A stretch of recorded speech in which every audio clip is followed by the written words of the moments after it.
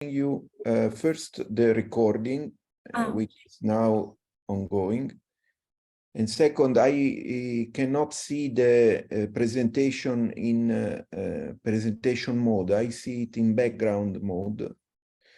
So I probably should suggest you using this way of visualizing instead of the presentation mode, which doesn't work.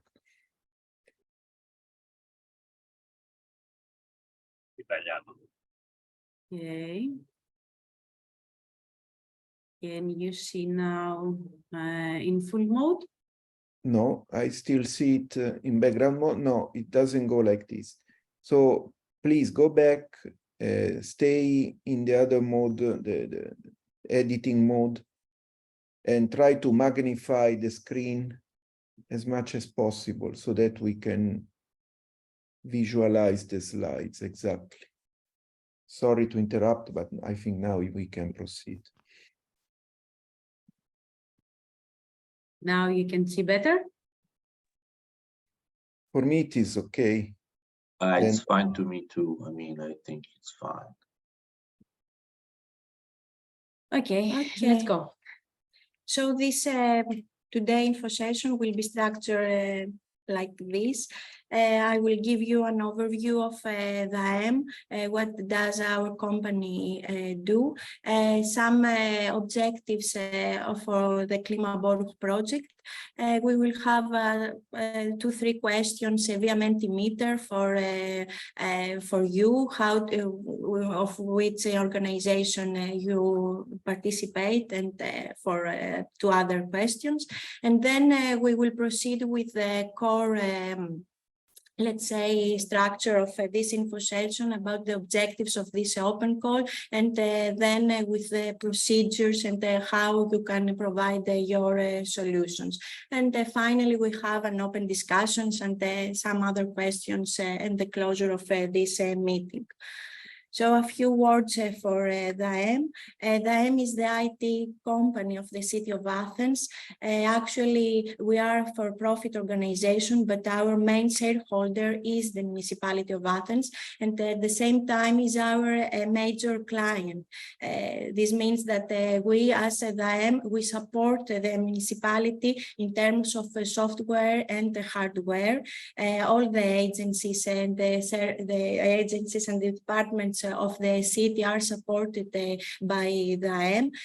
We support them, let's say, like a help desk for all the employees. We also create and develop services and application for the city of Athens and its citizens, and some of them we are offer them to other smaller municipalities. And of course, we have an R&D project, European and national. The AM has a quite big portfolio of services, let's say, and products. I can indicatively mention some of them. The AM has created a municipal police fine management system, has developed a mobile application for controlled parking system in the area of the city. More than 100 services are developed by the Department of Informatics of the AM before COVID, but during the pandemic period, this need is become more big, as you can understand, and all the services are made from distance from now on, and citizens are not obliged to get to the municipality for issuing all their they want, or for all the needs they want to from the municipality. Also, other applications that are developed by the AM are a system for an application for the athletic and sports center of the city, for the shop, the registry of the shops, the budgeting. We support the data center of the whole municipality, and many other services that we are developing for the citizens and the city. And of course, as I mentioned, we have the European department within the M that is operating more than 10 years, about 12, 13 years, managing co-funded European projects and national. Currently, we are managing 14 Horizon projects. We have a national fund and 8 grants. One of them is the European project Klimaborg, under which this open call is organized, and they will fund the solutions that we will mention later on. Now I will give you a small project overview of this project and the main objectives. The Klimaborg is an Horizon project, quite big. 28 partners are participating, and from those 14 are the cities that will operating or developing and operating the piloting solutions. The cities are divided in leaders, followers, and observers. The leaders are Athens, Cascais, Grenoble, Ioannina, Maribor, Differdan, Sofia. We have follower cities from Kark, Prijedor from Bosnia, from Poland, from Czech Republic, and the 2 observers cities that we will work all together for this project. It's a quite big project. By the funding is about 11 M, and about 2.5 M to be dedicated for open call for the cities. The main objective and the main target is the urban planning design, and how the cities will be transformed for a climate transitions. Klimaborg. Sorry. Klimaborg will support customized climate services per each city. Each city will have a strategic, holistic, and long-term climate investment, and all the solutions that will be proposed are in line with the each city's action plan for climate. In the next slide, it's very important how the circularity of these 3 domains that are in interaction. The main target, as I mentioned, is the urban planning of each city, but the 2 other objectives are very important because how does the behavioral change and the urban planning will interact together to improve the climate neutrality? Because in Klimaborg, the main objective and target is to contribute to climate neutrality of each city. The pilot cities will act like this, will be divided in Klima hubs. Each Klima hub is concerning 2 main themes. The first one is the energy and mobility, and the second one, the waste and the circularity. So half of the cities are participating in the one of the themes, and the other cities in the second one. Athens is participating in the first Clean Hub, energy and mobility. So the cities that that are in the same domain will work together on similar thematic challenges that are related, of course, to climate neutrality, will exchange their experience, lesson learned, and best practices, and they are managed by other partners that are created city angels. They are supported from them, giving them guidelines to have the best solutions. The steps for the Klimaborg is depicted in this schema, let's say. The first one is to have the urban planning, as I mentioned, to define the challenges that we want to tackle each city. Then to this will support the innovative procurement procedures and the open call that the Klimaborg will fund. The third one is to the solutions be selected and then to be deployed in order to evaluate the carbon footprint. And then these solutions will be replicated in other cities, the leader cities and the follower cities, and to other cities in general. Thank you.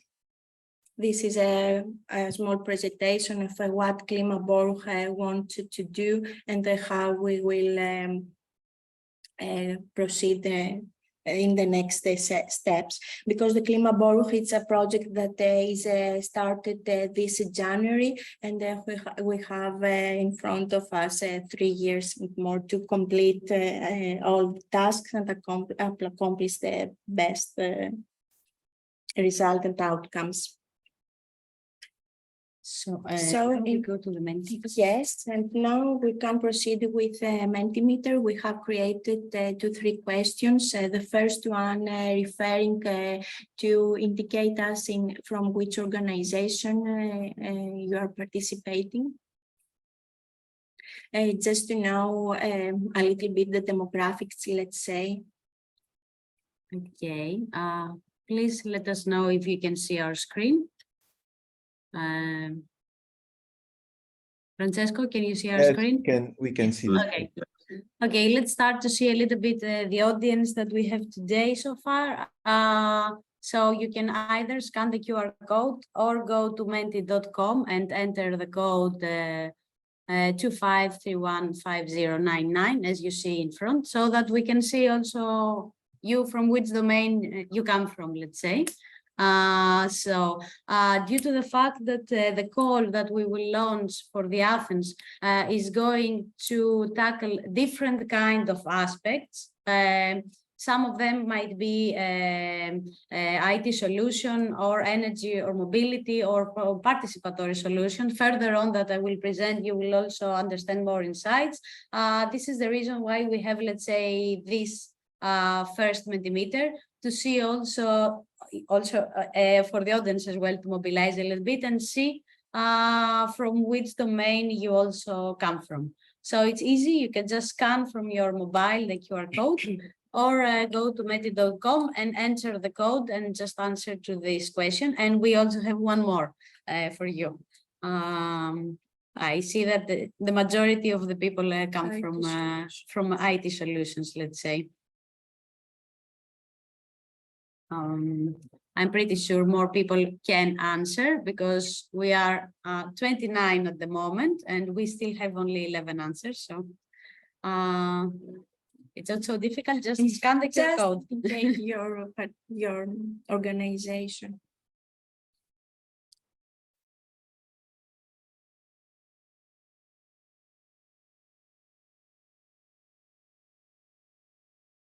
Of course, in the meantime, in case anyone has any question yet, although we just started, for sure you can open the microphone and let us know.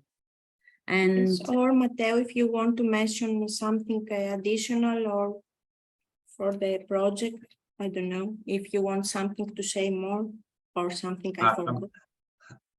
Yes, I mean, it was quite complete what you said. I mean, at least for a short introduction, obviously, we could stay, as it's a big project, we can stay weeks to talk about it. But yes, that's why I think that you said what was really necessary.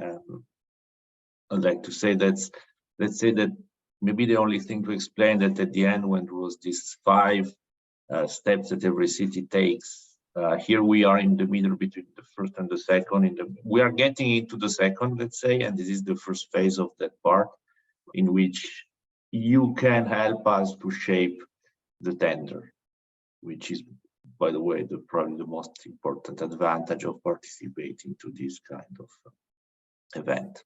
but for everything else, it was perfect. No, it was very good. Okay. So the majority of the people come from IT. We were expecting that more or less. Let's go to the next question.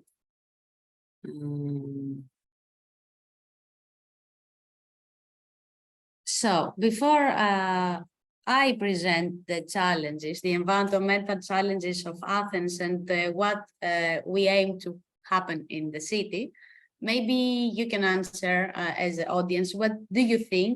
Of course, some of the people are local, they represent organizations that they come from Greece, but some others come from abroad. So what do you think is the most important environmental challenge that Athens has to tackle?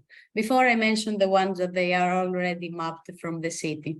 So you just scan or you use the same QR code, or you scan again the QR and let us know. Let's see what you have to say on that. Urban heat islands, green buildings, pollution from traffic.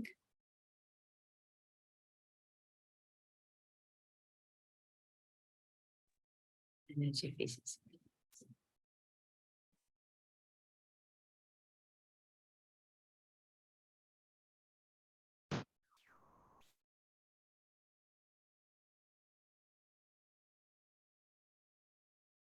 Waste management, dirt, which means waste again.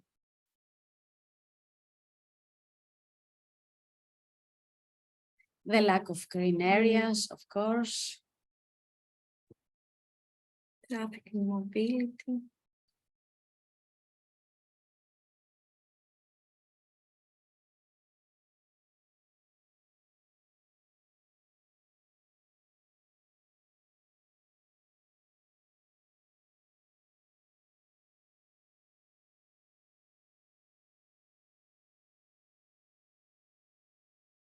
Tech infrastructure, road infrastructure, energy saving potentials. It seems that the majority of the participants have are quite in line with what we are going to mention. Of course, some of you mentioned also waste and which is the other CLIM hub that refers to waste and circularity. Just to let you know here that apart from the challenges that Athens is going to tackle from this open call that us in Klimaboro, we name it innovative procurement. Also the rest of the cities that they are in the CLIM hubs, as well the ones that refer to waste and circularity, they are going to tackle different kind of challenges. So apart from today's session, for those of you that are service provider or solution providers, if you have not registered for the other cities that they are yet to present their challenges, either you can register in their info session or search the information that maybe we can mention later on, what the other cities want to tackle, so that you can also propose solution for the other European cities that participate in Klimaboro.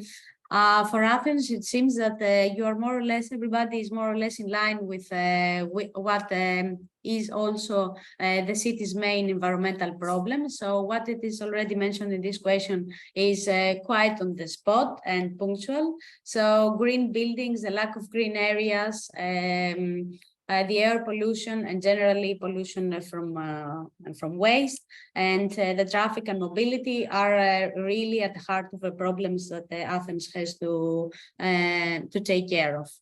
So maybe with this, I can go to my presentation. Let me know if you can see my screen, my presentation correctly. So in these presentations that Ilya will proceed with, we have identified the main challenges that Athens wants to tackle within the Klimaboro project and with the open call and all this innovative procurement process. Okay, I suppose you can see my screen. What was the motivation that the AM on behalf of Athens had in order to participate in this project? The fact that Klimaboro aims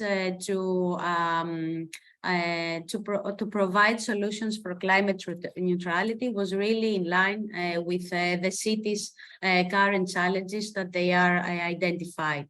So in the recent year, Athens as a municipality has focused very much on creating a greener city.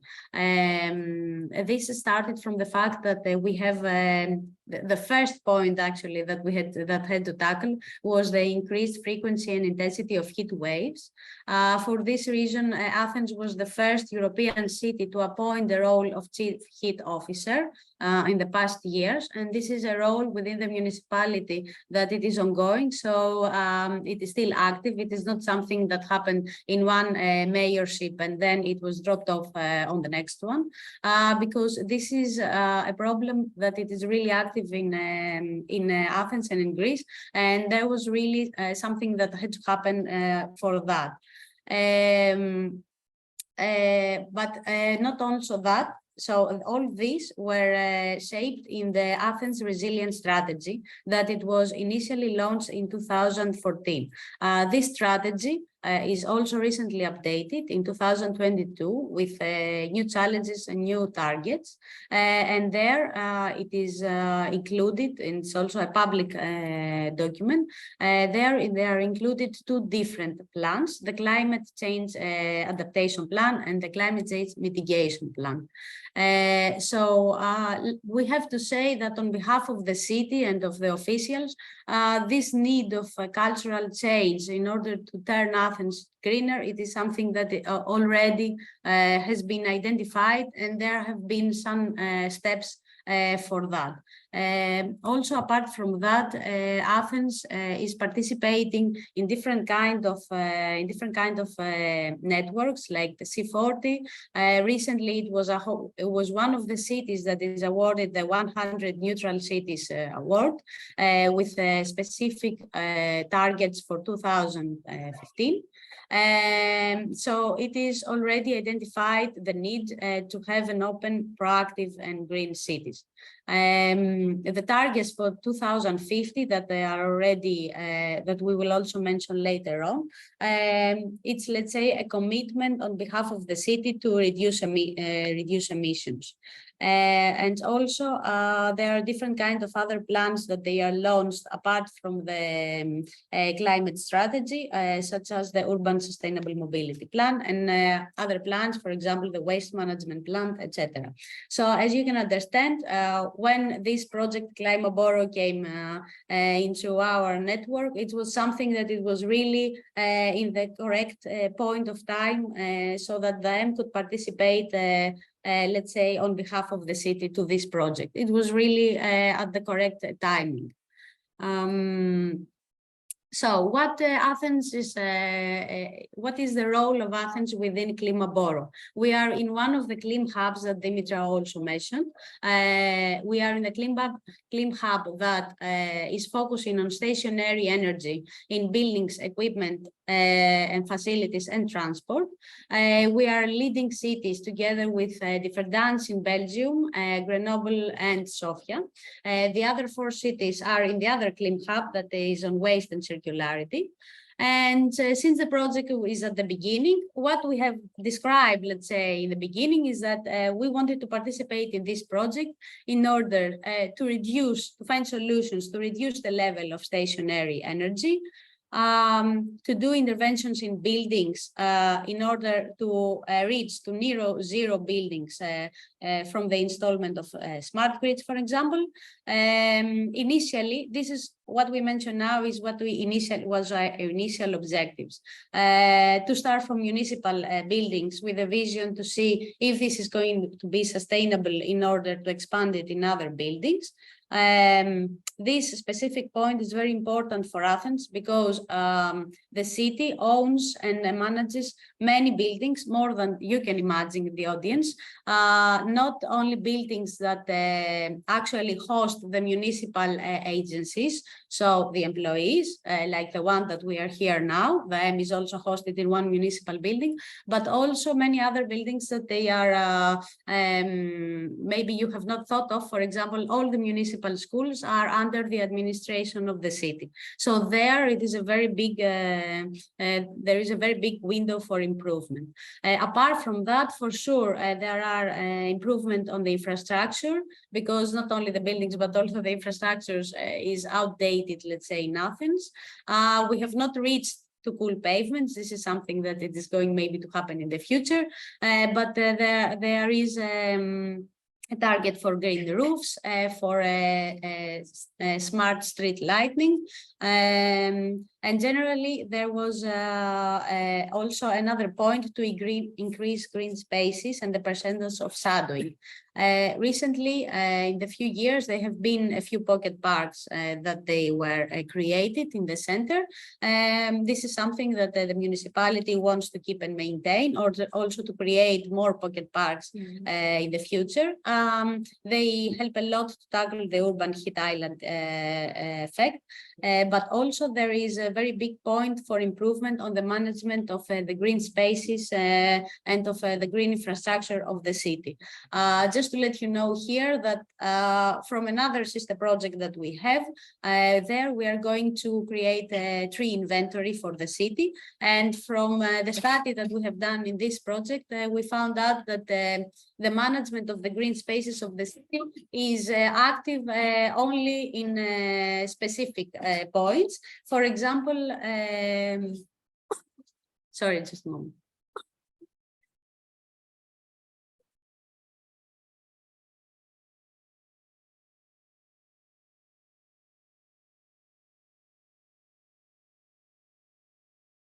Okay, we are fine.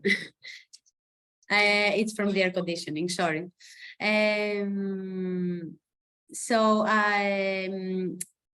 What was I mentioning? Yes, another point that it was in the agenda when we entered the Klimaboro was policies that have to do with efficient vehicles and alternative routing. In the recent years, there has been some initiatives of the city and action plans in order to have alternative and greener routing. The participants in this call that they live in Athens, they know, for example, the Great Walk, that it was one of the initiatives that happened in the recent years. This is a question if it was successful or not, but still there was one let's say, step towards a green mobility. At the moment in Athens, there is only planning for a few cycling lanes. This is something that the city aims to create because cycling and alternative mobility is not so in an advanced state at the moment. Finally, the final 2 points have to do with raising awareness, both on green routing, but also on the energy consumption aspects. And the city aims to make the citizens and the visitors aware of the environmental problems that it is facing, in order also for them to become actors to that. So this is the main points that initially we had in this project. The next point in this project is the innovative procurement that we are presenting today. As also Matteo is going to present later on, Klimaboro aims to fund 2 solutions per city. For Athens, it's going to be the same as for the rest of the cities. So 2 solutions are going to be funded with approximately 150,000 euros. And for Athens, the call is going, let's say, the title that we have given is Digital Solutions for Climate Neutrality and Citizen Engagement. So from now on, I'm going to present more insights what we would like in Athens. The main challenge that we want in this open call is to tackle the need for cultural change, so that the solutions that they are going to be funded can support and let's say take part in the city's journey for a better and healthier environment, but also the solutions can motivate other actors in order to take part in this journey. For example, we would like to have the mobilization of citizens. So we would like to have solutions that can achieve long-term mobilization of citizens. Everything is fine? To increase the awareness of the citizens and to improve the behavioral change, but of different stakeholders. These stakeholders are not only citizens and the different types of citizens that we will mention further on, but also of the public administration. And I'm going to explain that more in a while. The solutions, they have to target the two main domains that they are also part of Klimaboro, so energy and mobility.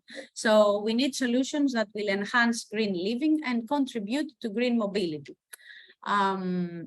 What is the state of the art so far, let's say, out of all these action plans that they are already published on behalf of the city?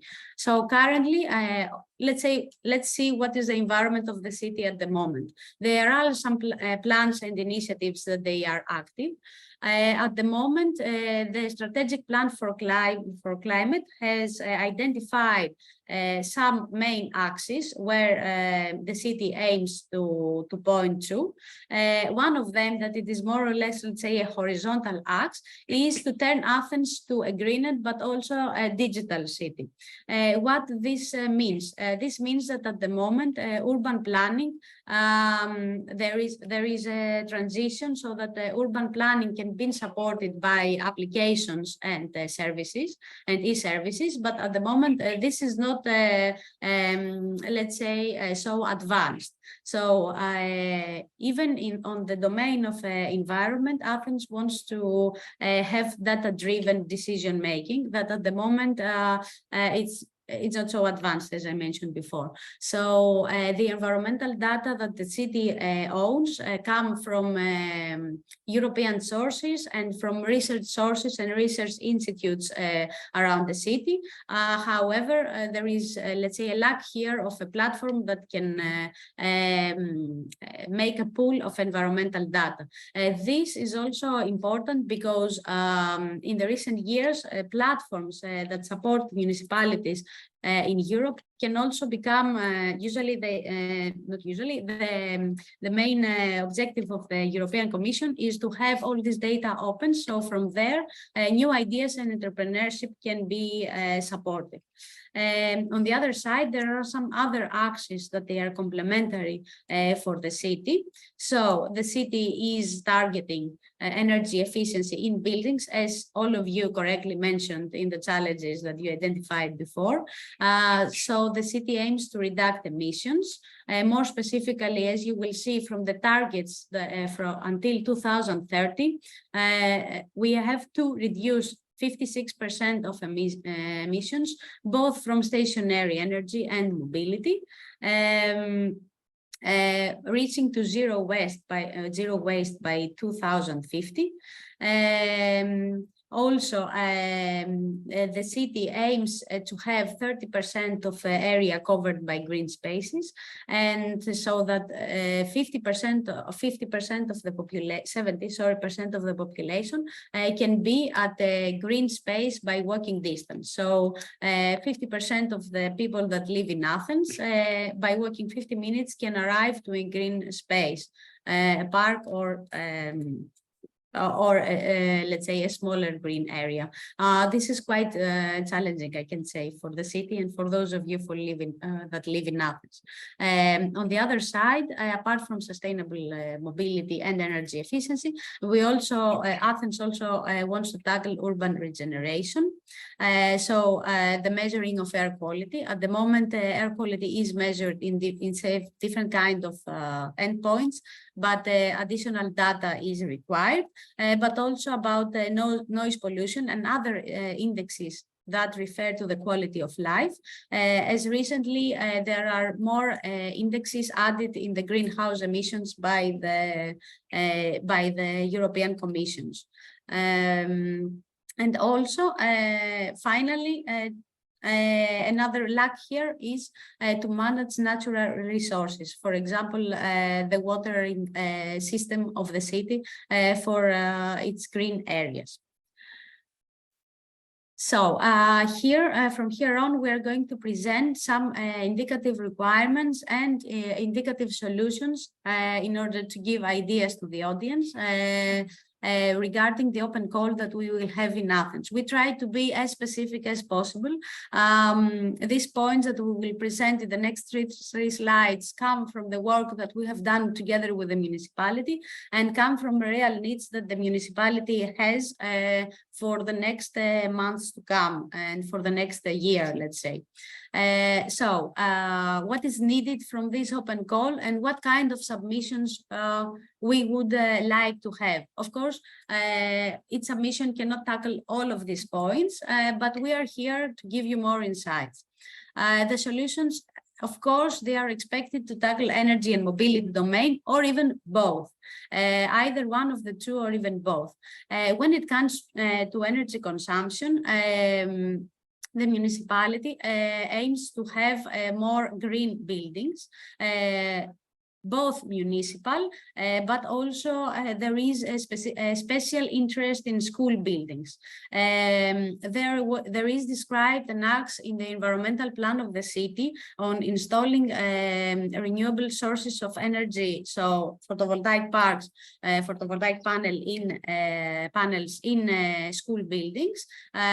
And this is very this for us, as you will also see on the next slide for the city, is very important because usually behavioral change and environmental issues start from actually the children and the students. So this point refers both to municipal buildings that, as we mentioned before, are quite a lot, but this can be a proof of concept in one of the buildings, and then we can show the scalability of this solution in more buildings, but also in schools. Also, as I mentioned before, we would like to have solutions that promote the creation of data sets. What does this mean? This means that we would like to have more environmental data points for Athens through the installment of infrastructure. So through IoT, sensoring, or other kind of data entry points. This is something that it is really, really needed. So the requirement of a feed on energy data for the city through, for example, a platform, but not any kind of energy data, because energy data are available, but they are in a static mode. So what is needed is real-time and dynamic data, so that the city, especially the Department of Sustainability, can have remote monitoring on this data. And finally, from the analysis of all these data points, the city can be supported in its policies in order to have data-driven environmental policies, for example, through a platform. On the other side, this goes along with the horizontal axe that I presented before. It is aimed to have the first energy community in Athens. What it would be desired is to have one locality, to choose, let's say, one neighborhood where we will create the first energy community.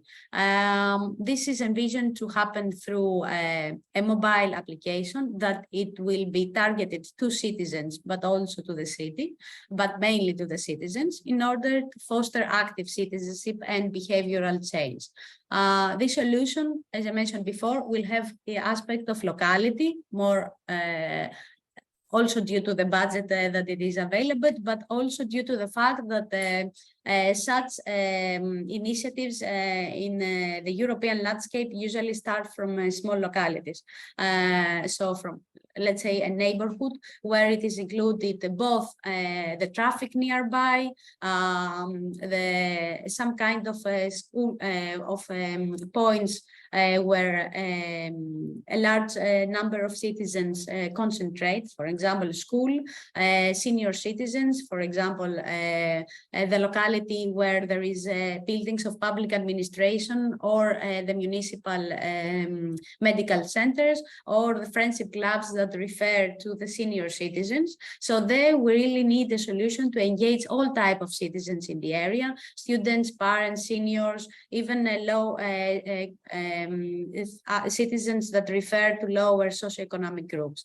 This, in order to happen, it should be, let's say, a citizen app that it is easy to use, and it has usually the feature of gamification is something that it is quite appealing and a very big trend in Europe in the recent years.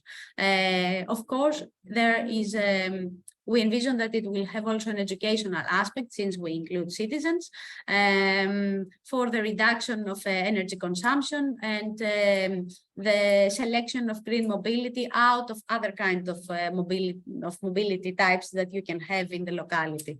This, of course, can be a ground to create a dialogue among the city and the citizens, and let's say a tool to mobilize citizens to contribute to the environmental policies. And finally, we expect also solutions that introduce an alternative means of transport. And by alternative means of transport, we refer not only to the citizens, for example, the provision, something that has to do with electric vehicles and e-mobility, but also for the city. You have to know that the municipality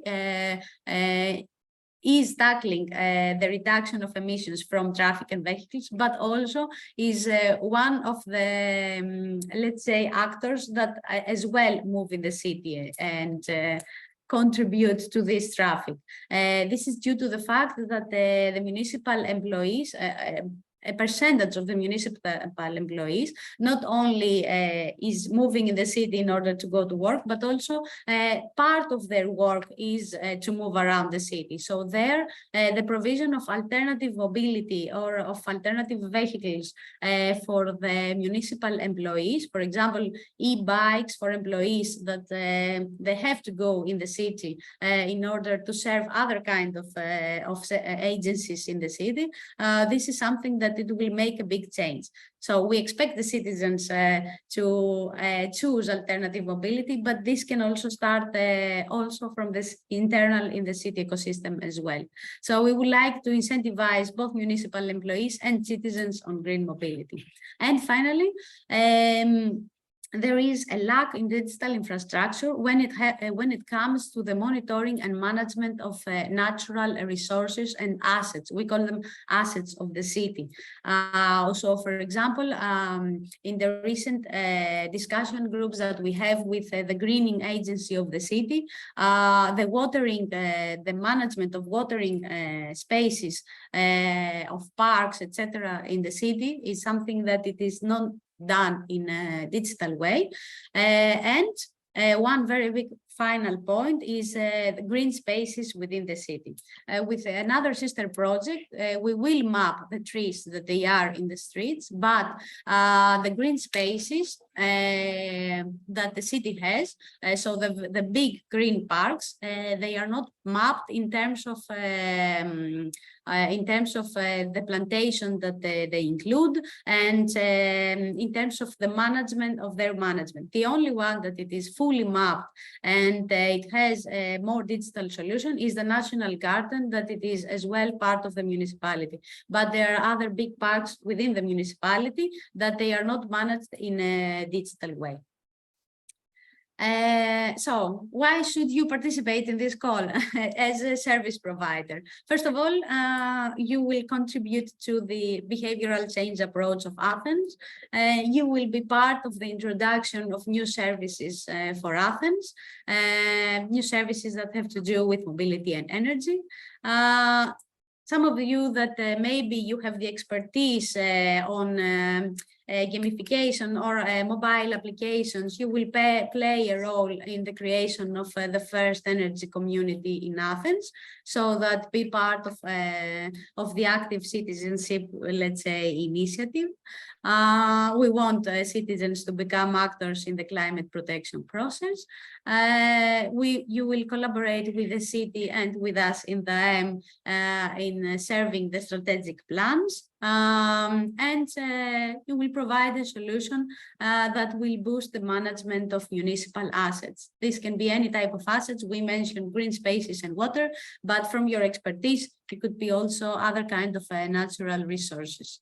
Some practical info, the solution, of course, more practical information Francesco is going to give later on the call. So deadlines, procedures, and the forms that you have to fill in, etc. When is the submission? What is the timeline, etc. But for here, from our side, we will say that solution providers will collaborate with us in the M and with us in the EU project sector, but also with other employees of them as the service provider of the city, and with Anci Toscana, that it is the coordinator of the city. You will communicate and work together with the respective agency where your solution is going to be implemented. So if it is one building, you will have also to go to this specific agency. We will go to this specific agency of the building, or if it is one specific natural resource, maybe we have to go to another type of agency. We will work together on the implementation when it has to do, for example, on the hardware part. And Athens also, and us, we will provide, of course, their more specific requirements, the user requirements, and in the end, evaluate any software solution and assess their success, let's say. And this is more or less from my side. Thank you very much. So now, I'm not so sure if you already have some questions. Yes. Someone from the audience. If so, you can, of course, unmute yourself or raise your hand, and we can answer any question that you already have. Let's wait a couple of minutes, and then we will give the floor to Francesco to tell you more results. I see a hand from Dora Kalipolitou. Hi, Dora. Hi. Thank you for the presentation. It was very interesting and also quite instructive in terms of what kind of solutions you are searching for. I would like to ask, because you mentioned a lot about the data collection also, and all kind of real-time data, etc. Could you explain to us a little bit more what is the existing infrastructure of the municipality? Do you expect from us to install also like all kind of sensors? Are there things and areas that are a little bit more neighborhoods that are a little bit more advanced than others in terms of like this kind of data? Yes, at the moment, the data sources are mainly come from the, let's say, research organizations around Athens, so the National Observatory or Demokritos. The city does not have a lot of sensors installed that they are owned by them. So the installation of more data points, also in level of in the street level, let's say, it is something that it is not active. In terms of a platform and existing solutions, there was a platform in the past that had to do from a previous project that also was sustained by the municipality about heat waves and their prediction and response to them. But at the moment, any other type of data that they are there, any other type of tools that they are available, they more or less come from the SACAP structure plans, that they are more or less Excel files, let's say. So at the moment, there is not a platform with environmental data that solutions will come to integrate to. So even this is a target, let's say. Okay, Not cool. so sure. Basically, I was we clear. should predict also for the installation of sensors or cameras, etc. That could be part of like the solution and the budget, right? Yes, sure. Especially on areas, on smaller areas that on, let's say, smaller streets, because in Athens, the streets that they are large avenues, for example, for those who are Greek, let's say the avenue of Vasilissis Sophias is not under the administration of the city. However, it's under the administration of the Ministry of Transport. However, due to the fact that in this project we are going to work with the city itself, this solution, it gives us the ground, let's say, to go and install cameras or other kind of sensors, let's say. We expect mainly environmental sensors more than cameras, to be honest. Yeah, makes sense. Okay, thank you very much. Another question?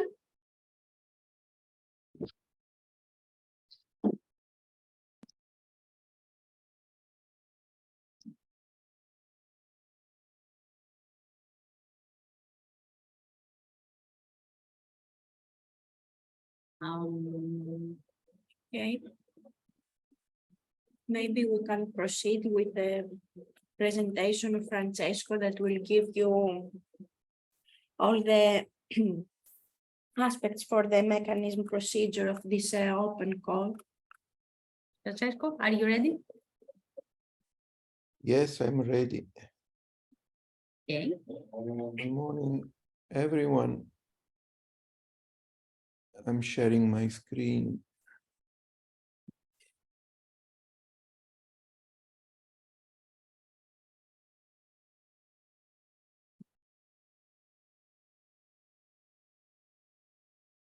Can you see my screen now?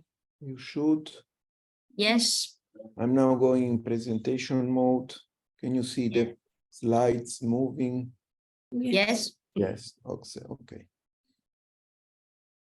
So it's my turn, and I will try to make this event more interactive. This is one of 8 events which are running in July this year, and they all share the same purpose, which is to hear from the participants. So I can understand that there is a bit of hesitation because of the novelty of the approach, which is new. I can tell you it is new for Europe, because this is the first time that something like this is taking place in 8 European cities simultaneously. So we are all learning to some extent.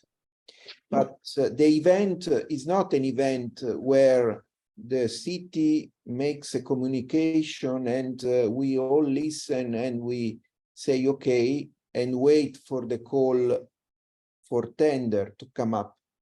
It is rather vice versa. You have heard a lot of aims, ambitions, plans from the city and from the, let's say, government of the city. So most of the targets stated today were also of a policy nature, policy in broad sense. What we are now trying to do is to transform some of these aims, not all of them, because they are too broad and we are too small for the breadth of these aims, but we are trying to transform them, some of them, into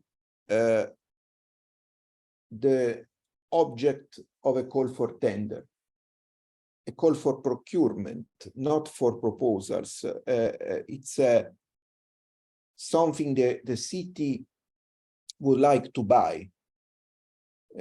So let me go step by step, and at the end of this presentation, I hope that there will be more questions also facilitated by this presentation, which go back to the last 3 slides presented earlier with the requirements for the solutions. Try to make those requirements compete with each other, so that we can say, okay, the strategic direction for the call for tender we are envisaging is this one.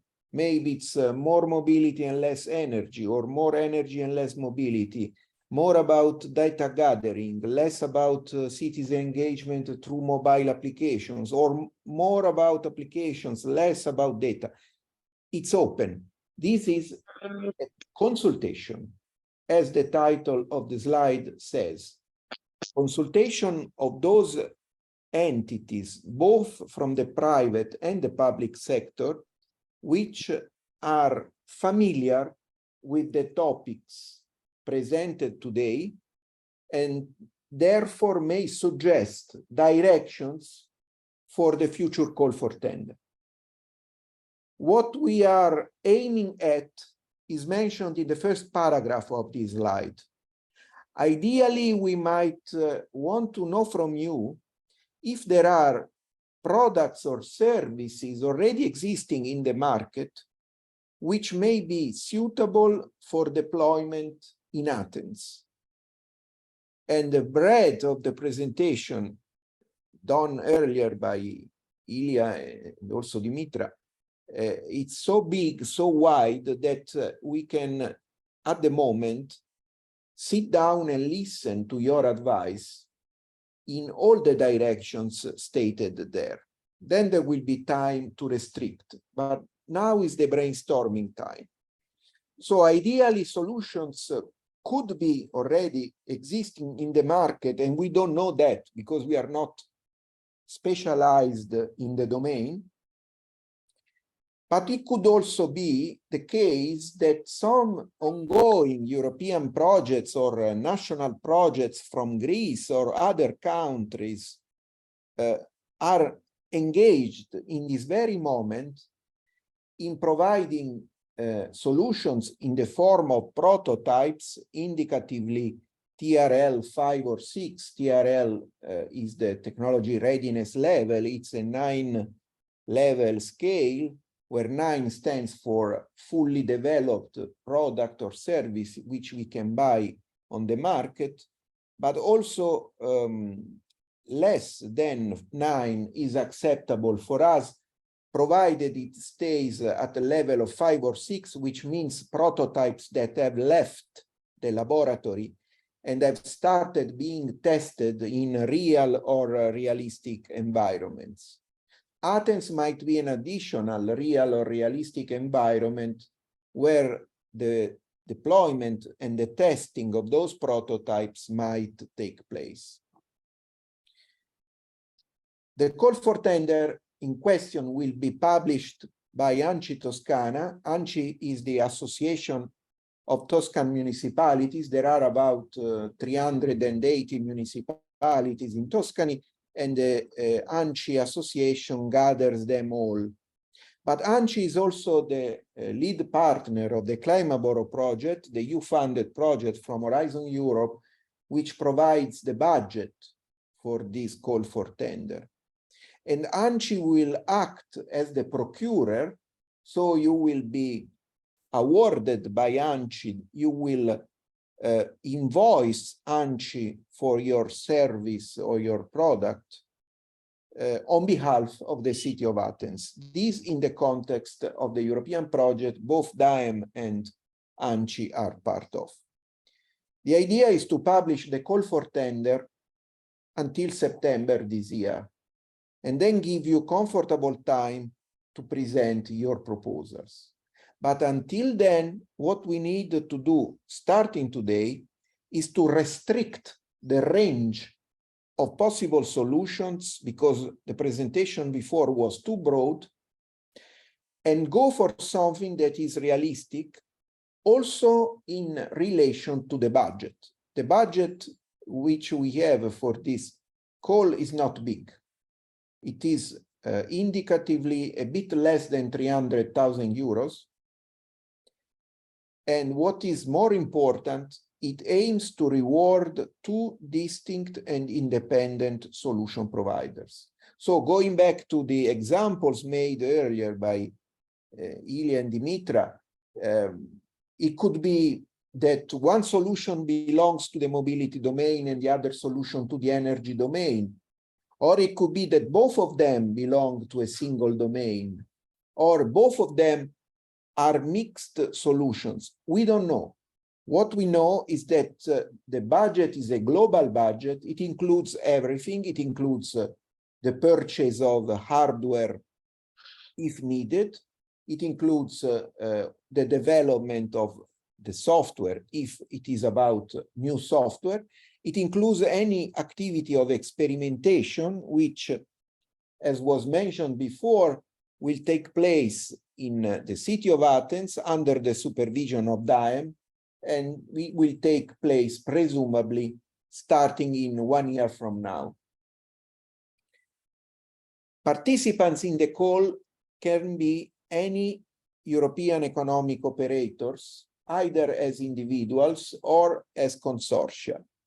I promise to you that the requirements, the access criteria will be very loose in order to promote the participation of especially startup entrepreneurs or micro SMEs having solutions in their assets, in their pockets, which might be suitable for the case.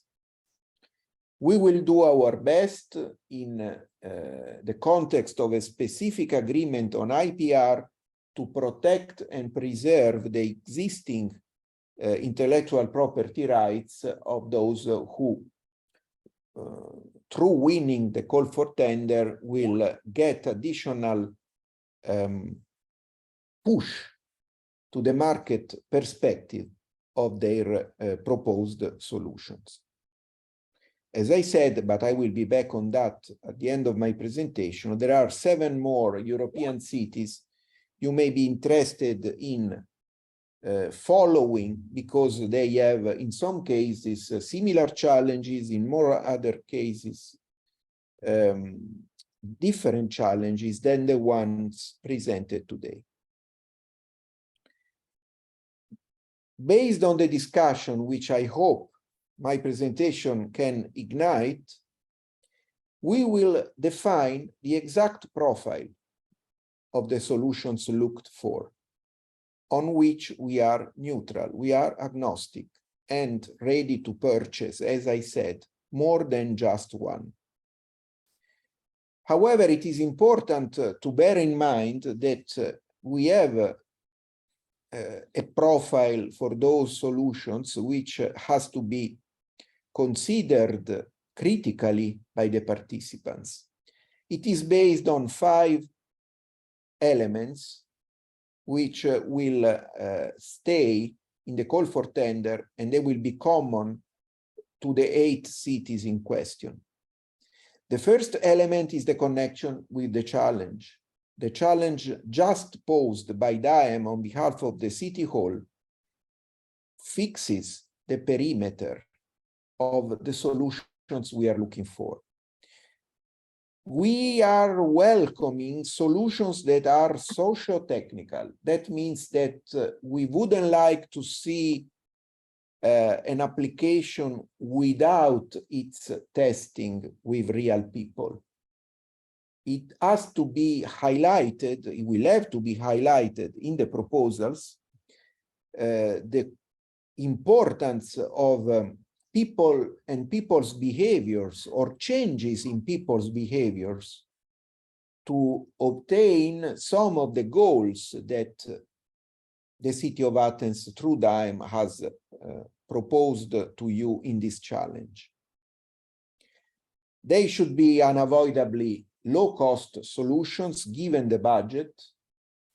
but they should also be scalable and transferable. By scalable, we mean that it is extremely likely that depending on the nature of the solution, the city of Athens, through time, will identify a small area of the city where the solution will be deployed in the context of this call for tender. The area can be a district, can be a street, can be a community of people, depending on the nature of the solution, on which we are at the moment completely agnostic.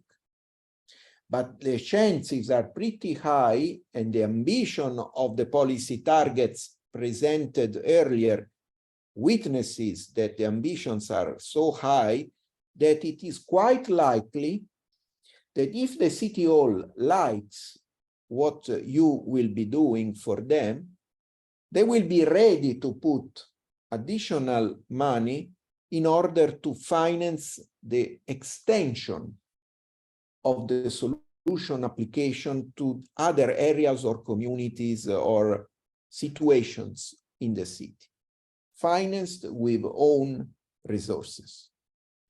And same goes for transferability, which can be another opportunity for the participants.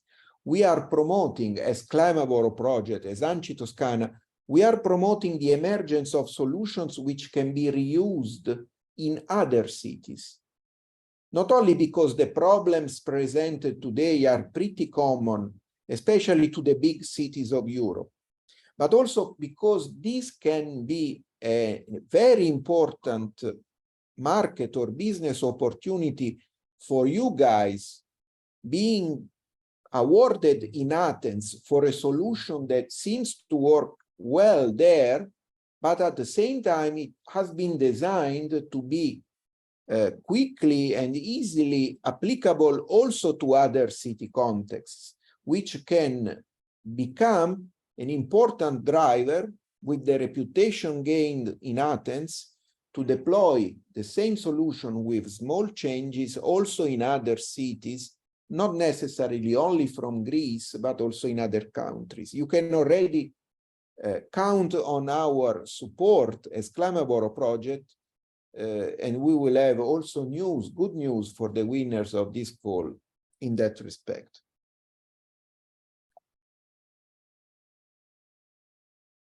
So let me summarize in which way we expect to receive feedback from your side and what we are going to do next. Today, what we welcome, there is plenty of time for this meeting. We would like to hear your comments on the different elements of the city challenge. And depending on your backgrounds, if you are more from energy, from mobility, from ICT in general, you are in possession of solutions in the direction stated, we would like to hear from you even the presentation of your company, of the details of your solutions, because all of this is precious information for us to drive the further direction of our action. To be crystal clear, we are not breaking any law in doing this.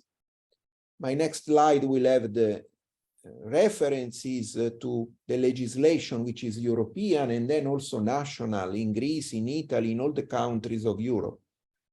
So this is not the phase when a call for tender has been written, has been published, and we are maybe presenting the contents of an existing call for proposals or call for tender. No, we are in the pre-preparation phase, and the fact that this session today is being recorded and it will be published on the website poses all participants on the same level of information. Even those who couldn't make it today will still have the opportunity of contacting the website of the project, Climaboro, where there is a specific section dedicated to this challenge in the city of Athens, and they will be able to listen to this presentation for the first time or again at their ease.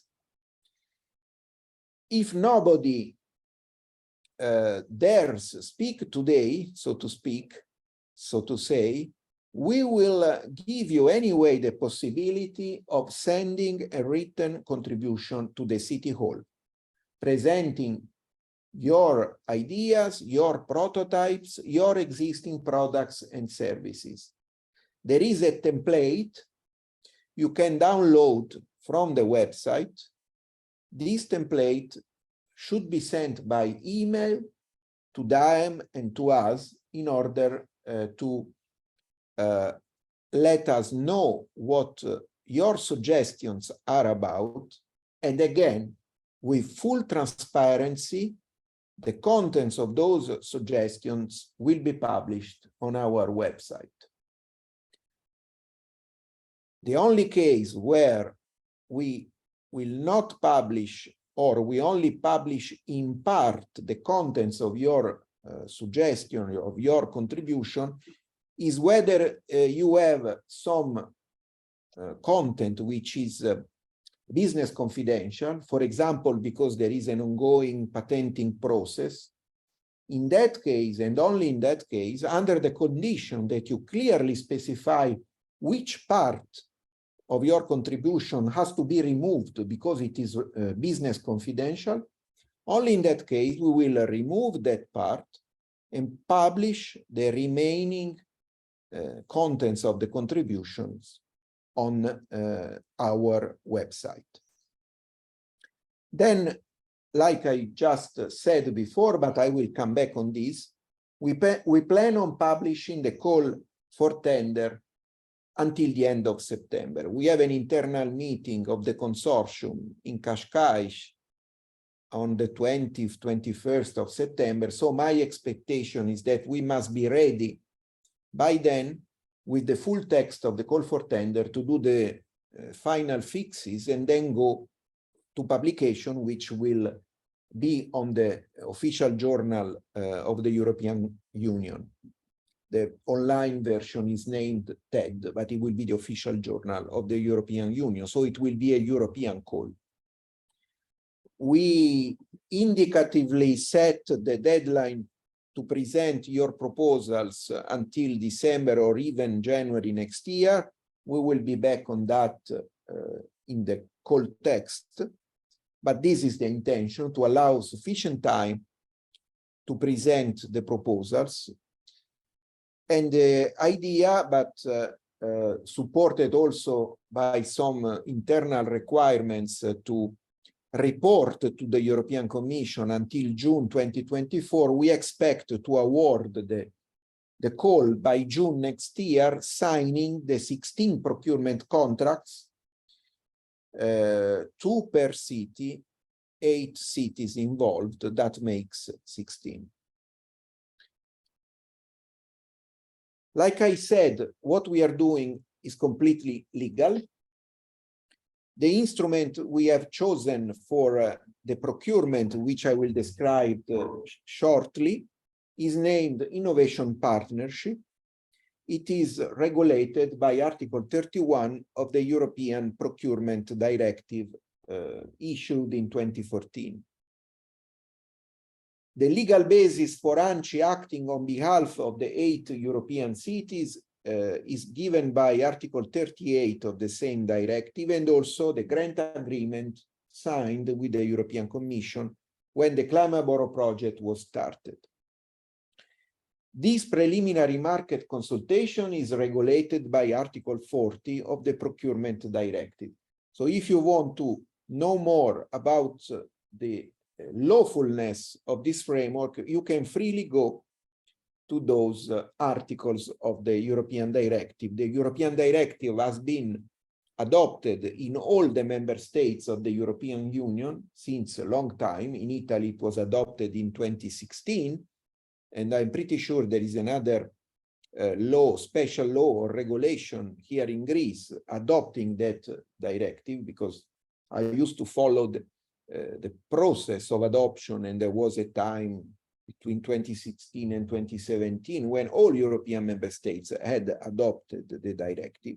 Nevertheless, we will stay at the level of the directive because this is going to be a European call with several different locations, not only in Greece, but also in other 7 European countries. In case you have doubts or concerns, even after this meeting, you can always go to our frequently asked questions following the link that is displayed here. And in case you have additional questions, you can send them to us. We will answer to you in private and publish the question and answer on this section of our website, the FAQ section, again, for a matter of transparency and peer treatment of all those who are interested in this procedure. As I mentioned, the official Gazette of the European Union will be used to advertise the call, but already for the purpose of today's event, we have used TED, the online version of this Gazette, at this link here. So what is going to happen is the following. We started from the priorities of climate policy in the city of Athens, and we have started with the presentations done earlier by Ilya and Dimitra to define the challenge that the solution might help tackle in the coming months. This is the framework for the innovation procurement call and for today's preliminary market consultation. But what we would like to do already today, and then, as I said, until the 31st of July, is to hear from you what would be your proposed direction for work in order to be more clear and also probably more simple in the provision of requirements which would be limited to the specific environment the solutions are supposed to move within, also thanks to the discussion on the features and constraints. There was by now only one question, but it was an excellent question asking for the existing state of the art in terms of data platforms from the perspective of the city of Athens. It is obviously the case that if we want to go for the addition of further data sets to those that already exist, we have to provide this information in the call for tender to promote the presentation of proposals which are well rooted in the state of the art. The focal points of this discussion I would like to start today are probably these three. Data, as I just mentioned, could be existing or new data sets. The question might be to ask whether these should be sourced from official sources or maybe from citizens' behaviors. There is a lot of knowledge and evidence around on elements, for example, of citizen science.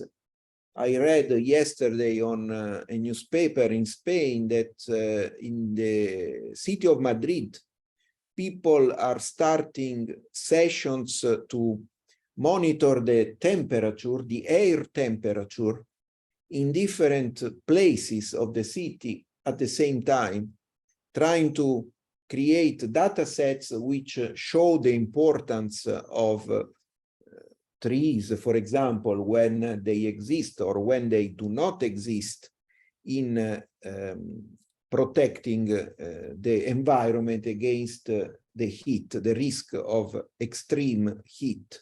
And this is something we classify within the range of citizen science activities. And then the question about the platform and the question about the nature of these data sets, whether they can be considered as open or closed.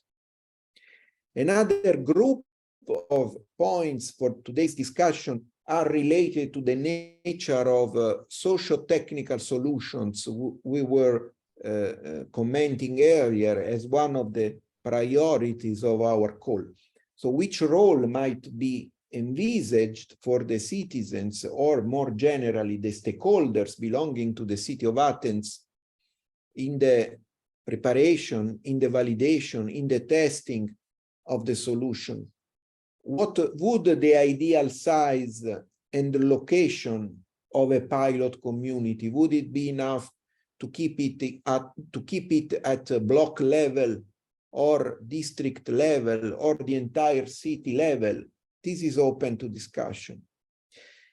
And finally, technologies. Technologies are certainly related to the goal set through the challenge of engaging people and achieving permanent levels of engagement. But there can also be other technologies relevant for the purpose. For example, the family of so-called climate services, basically solutions that enable better decision-making, not only by policymakers, also by normal people, through the sharing and the frequent update of climate information, like in the previous example from the city of Madrid, where this information comes from citizen science. And even in the case of citizen science, there are indeed some existing solutions which are also in some cases based on combinations of hardware and software, and they could also be proposed by you today or in the near future as possible directions for the call. Another keyword is gamification. Gamification is certainly embedded in many solutions which try to stimulate the behavior or the behavioral change of people. But other technical concepts can also be relevant for discussion. For example, the concept of interoperability between the new solutions that are coming and the existing IT infrastructure in the city, depending on the direction taken by the experimentations. And finally, there can be legal and ethical aspects to consider, like privacy preservation for participants in the pilots, but also the so-called sandbox concept, which basically means that if you had a need to lift the constraint or certain regulations which exist, cannot be removed in normal conditions, but can be lifted temporarily for the sake of promoting the experimentation in the city context, that could also be something we would love hearing from you. And in any case, we will include in the call for tender as one opportunity that the participants may want to ask for. I'm coming to the end, but before leaving and before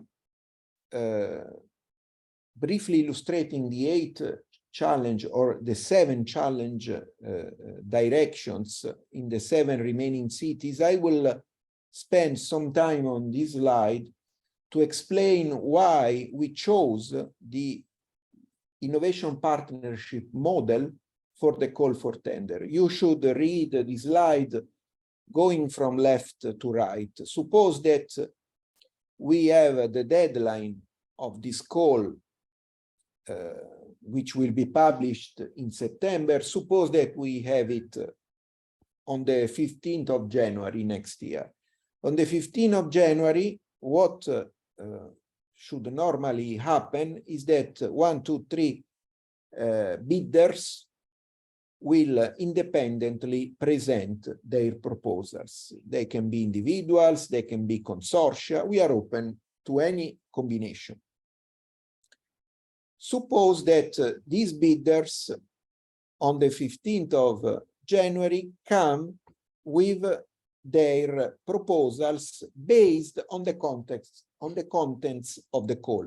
The contents of the call will be downsized to a more manageable shape than the big thing described today, but nevertheless, they will never be too prescriptive, because we cannot exclude that more ideas, more prototypes can materialize in the meantime from people who never heard about the existence of today's preliminary market consultation. They missed the deadline of the end of July, but nevertheless, they can participate and bring their intuitions to the benefit of this procedure.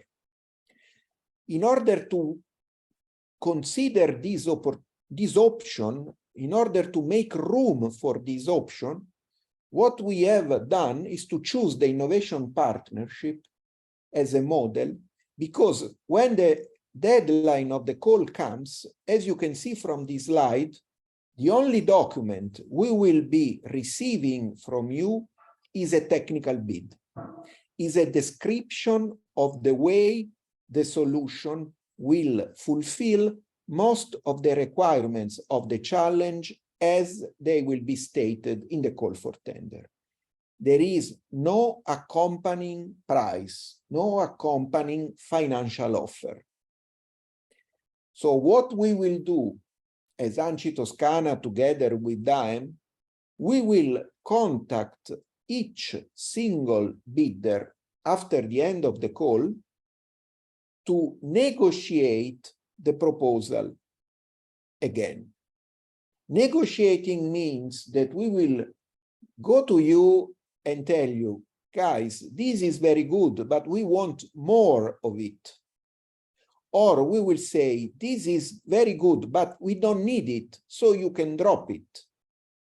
And so the discussion will proceed up to the level of identifying a number of improvements to your original bid, technical offer, which you will, of course, free of taking or not taking into account. The negotiation talks will be, of course, secret. There will be no joint session gathering all the bidders. We will proceed individually. This will take some time, but we have plenty of time, because if the call expires in January, for example, we have time until June to finalize the procedure with the contracts signed. After the negotiation, when all negotiations have been done, we will close the process and ask every participant to resubmit a technical bid, this time together with a price. And then the normal evaluation process, as you might expect from any call for tender, will start. The evaluation criteria will be expressed already in the call for tender, so there will be no surprise, no change because of the negotiations. We will award not just one, but as shown here in this slide, two winners. Typically the first and the second in the ranking will be awarded.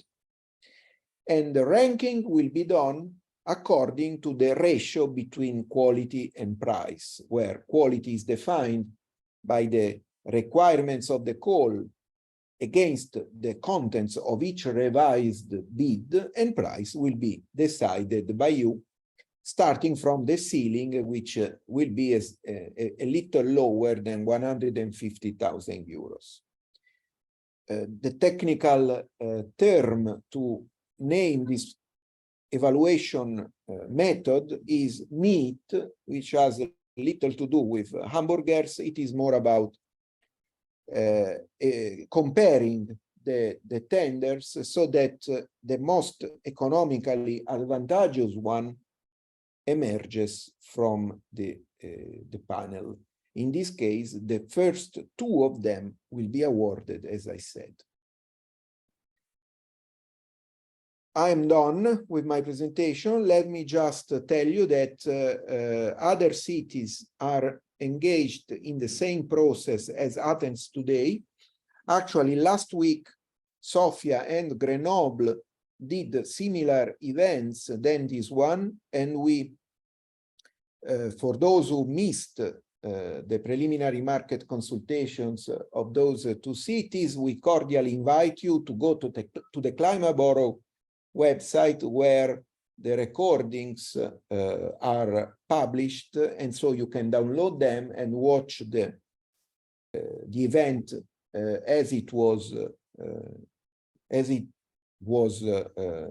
took place, without any manipulation of the proceedings. We are also preparing reports of those events, having in mind that the same deadline of the 31st of July also applies for Sofia and Grenoble. Differdange will be in 2 days, and it holds some elements of commonality with the challenge from Athens. So let's be in touch for those of you who are curious or interested in knowing more about that challenge. We have another group, as was mentioned earlier by Dimitra and Ilya, another group of cities, of which Torino has already celebrated their own preliminary market consultation, but there's more upcoming from Cascais, Ioannina, still in Greece, and Maribor. And so stay tuned, contact us on the Climate Borough website to get to know more about the contents of those challenges and the dates and times of their respective events. This is my goodbye slide. The climateborough.eu website is the source of all information. I invite you to contact us for any question, and I now pass the floor to Ilya and Dimitra again, thanking you for your attention. Thank you, Francesco. I think it's time to have more questions and maybe points of discussions from the audience at the moment.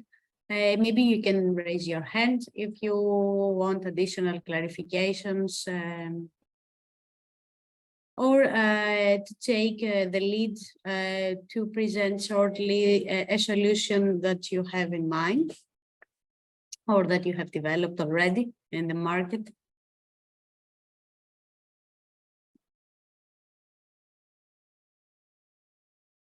I see Julia Carson from the Energy Institute in Linz. Please, Julia, go ahead. Hello. Thank you. Thank you, Dimitra and Ilya. Hi, everyone. Thank you for your presentations. I'm Julia from the Energy Institute in Linz, and our colleagues also from SBK. Hello, hi, Oliver, hi, Marian, are also here. We are coordinating a Horizon project called Climate Campaigners. And within our project, we developed an app, and the app empowers citizens to actively take part in the transition needed to achieve climate goals. And to this end, we also work with lighthouse cities and also follower cities. And we, like the app functions sort of a, let's say, an interface between citizens and policymakers, enabling a constant exchange between them. And so what I wanted to say is that the products you are looking for, we already developed it, and we launched it already in 2022. And it does not require a big financial investment to adopt it also to, let's say, the challenge of Athens and its climate goals. And we already have the API, and you can also monitor the data collected through an online monitor dashboard that we also developed. And the app already has a Greek translated version implemented because Skopelos is one of our lighthouse cities. And of course, it can also target behavioral changes is needed at the city level, but also at the neighborhood level. Basically, the logic behind is that it provides users with lifestyle challenges. You can look it up yourself, like if you download the app Climate Campaigners, is open and free source. And basically these lifestyle challenges are, for example, like go to work by bike tomorrow. And yeah, basically it allows to monitor your CO2 emissions, and you have sort of a calculator. And it also has some gamification included, and as you already mentioned, yeah.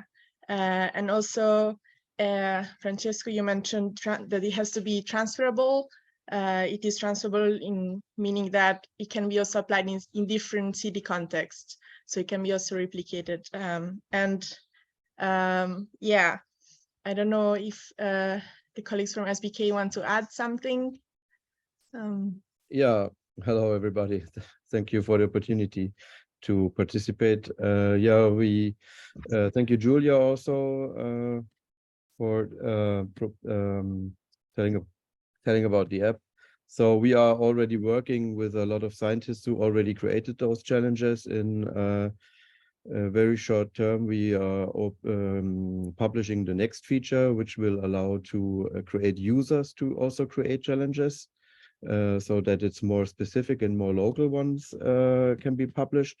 They will be first get a review from scientists before they get published. So not every user can publish a challenge for sure. And we also implemented a reward system.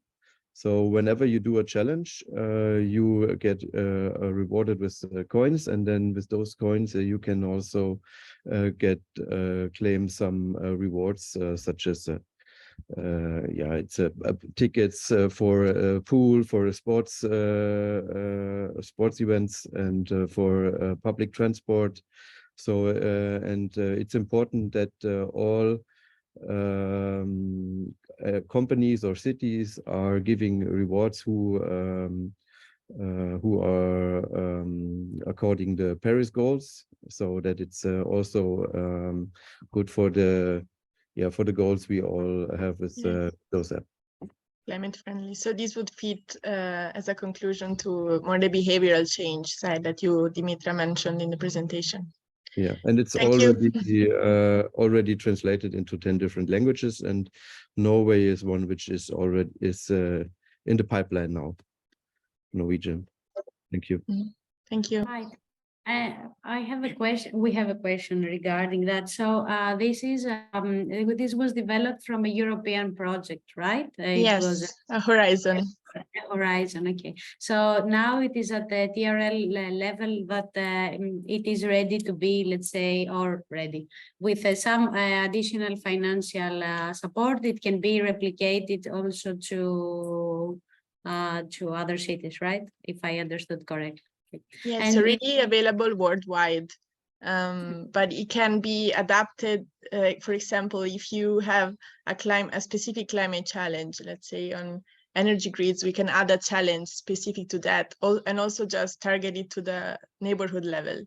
Okay, this is good. And this was implemented in the whole island of Skopelos, or in the city, in the, let's say. So the city is part of the lighthouse cities. So they launched the app also in the island. Okay, for the whole island. Okay. Yeah. They are our partner, so, and also for marketing purposes, so they are giving the marketing for the app for the people on the island. Yeah, they have a budget. Lighthouse cities have a budget for marketizing the app in their context. Okay. So now you will marketize this as a product from the whole consortium. You will make like a spin-off, or you already have a market, let's say, for a plan for the exploitation after the end of the project as a consortium, let's say. Okay. Yeah, we are planning also some crowdfunding so that we can continue to make the app live also after the end of the project. The end is, I think, 1 year from now. Yeah, around 1 year. Yeah. Is it clear? I hope. Yes, yes, Okay, thank you so thanks. much. Thank you, yes. Thank you. Thank you. Another idea from the audience? I have a couple of questions I am answering on the chat box, but I would like to speak about the two of them to facilitate everyone's understanding. There was a question from Manolis asking whether it could be the case that the same company presents two proposals.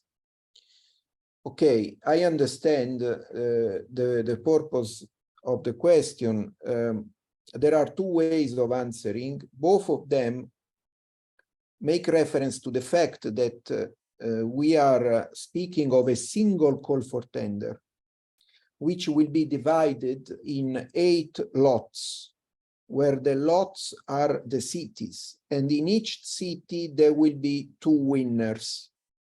So if you mean with your question, Manolis, that there is the intention of a company finding similarities, for example, between the challenge from Athens and the challenge from Sofia or from Differdange, to present even the same proposals in 2 or 3 or 4 cities, then the answer is yes, feel free.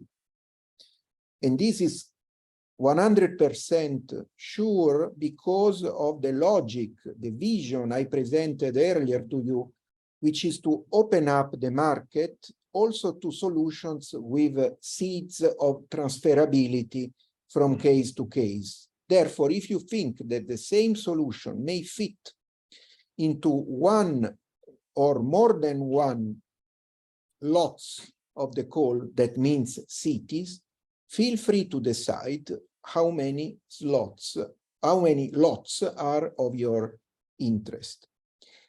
If, on the other hand, your question would like to imply that you are so lucky in your company that there could be 2 distinct proposals still coming from your company, which could be presented in the same lot, so to meet the challenge of a single city, then I would be hesitant before allowing this. It's something which has not been discussed yet, but normally we should reflect whether to allow this, because it could be a bit too much for the other participants. Normally, in every call for tender, it's always written that a single economic operator can present 1 single proposal. We are already making an exception to this, motivated exception, by allowing to present, to participate in more than 1 lot. At the moment, my personal opinion would be that it should be not possible for the same economic operator to make 2 distinct proposals in the same lot, which means for the same city and the same challenge. That's my current answer. Then you will have to be patient until the call for tender comes up to read what the final decision will be. Another question from Nikos was about the potential conflict from for a financial operator, an economic operator, willing to submit a proposal to us in this phase, and then submitting an offer for the tender. Okay, there is no conflict.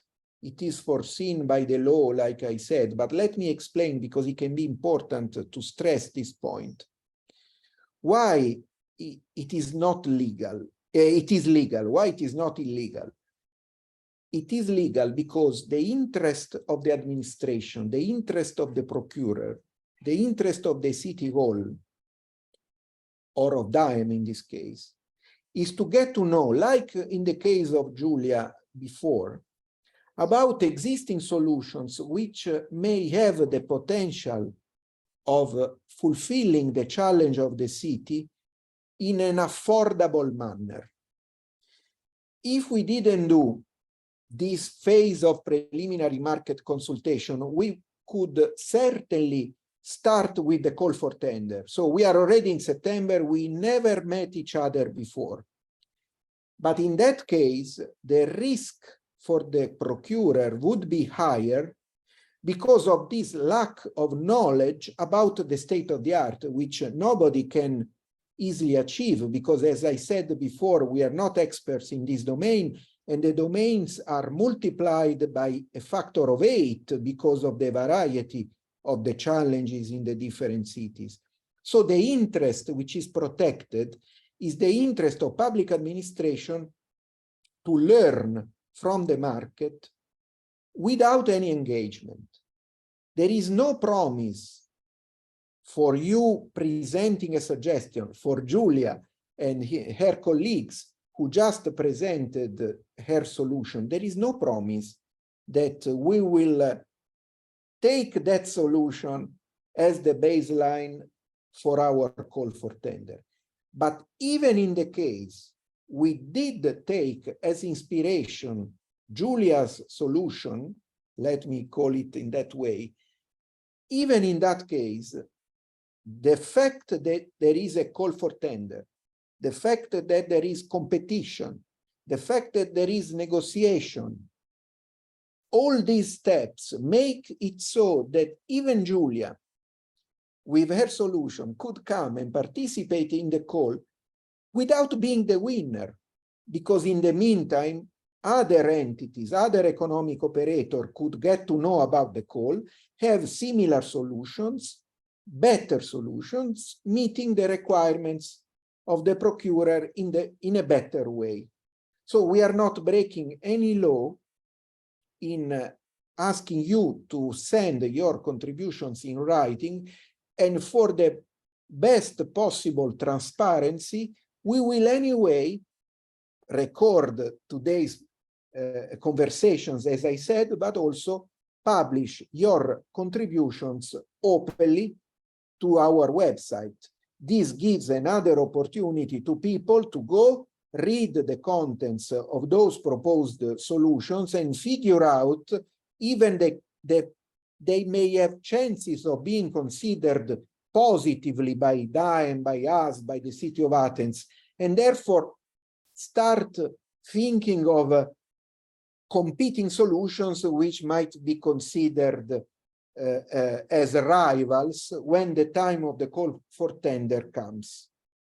But in any way, you should all rest assured that when the call for tender comes up, it will be broad enough to accommodate a wide range of solutions, even in the case that nobody dares showing up what they have, the jewels of the crown, before the publication of the call for tender. What is for sure is that once the call has been published, the contents will be those. They will no more be subject to change. So if you want, if I may, the interest of your company would be to materialize with specific proposals, helping to influence the strategic direction of the call in such a way that when the call is published, you will be immediately among the possible candidates who can make applications and have the chance of being successful. I hope I was clear enough.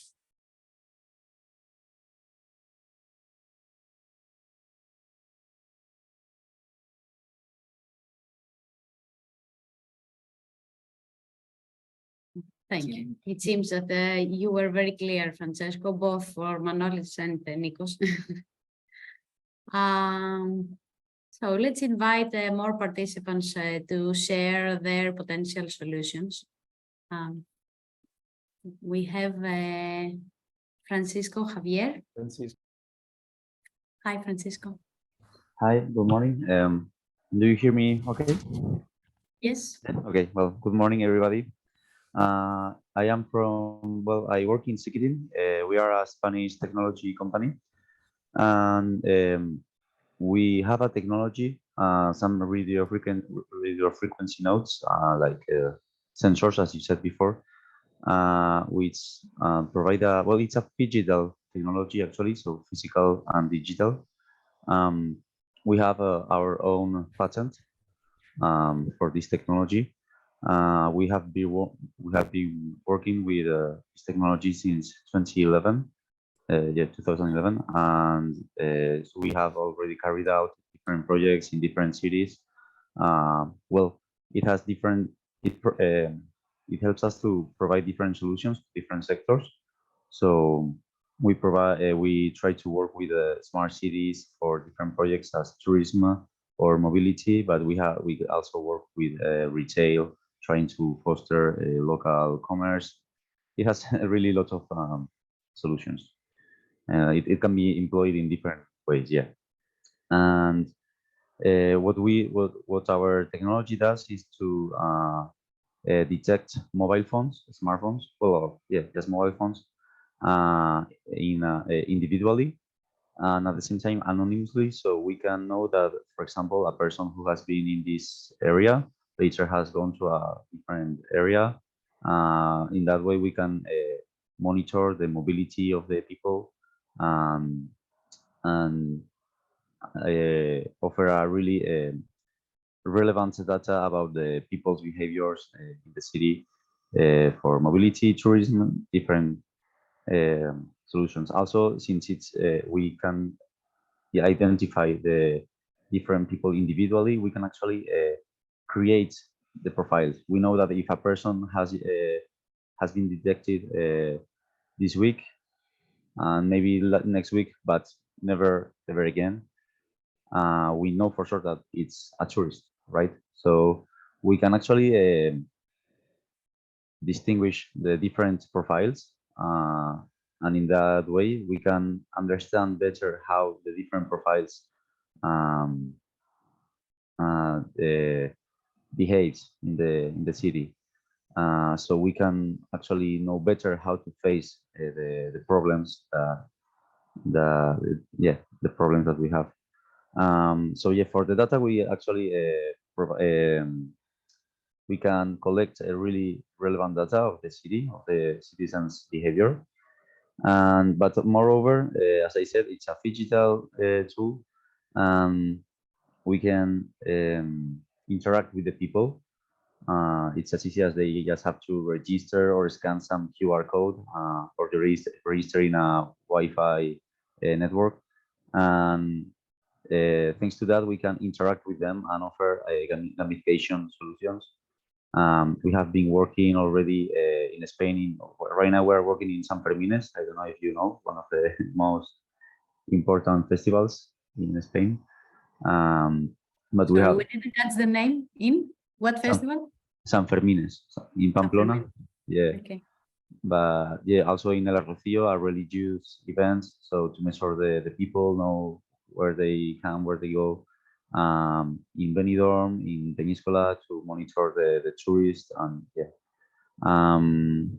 But yeah, as I said, it's not only about the data. We also offer the possibility of gamification and interaction with the citizen, so we can actually try to engage them.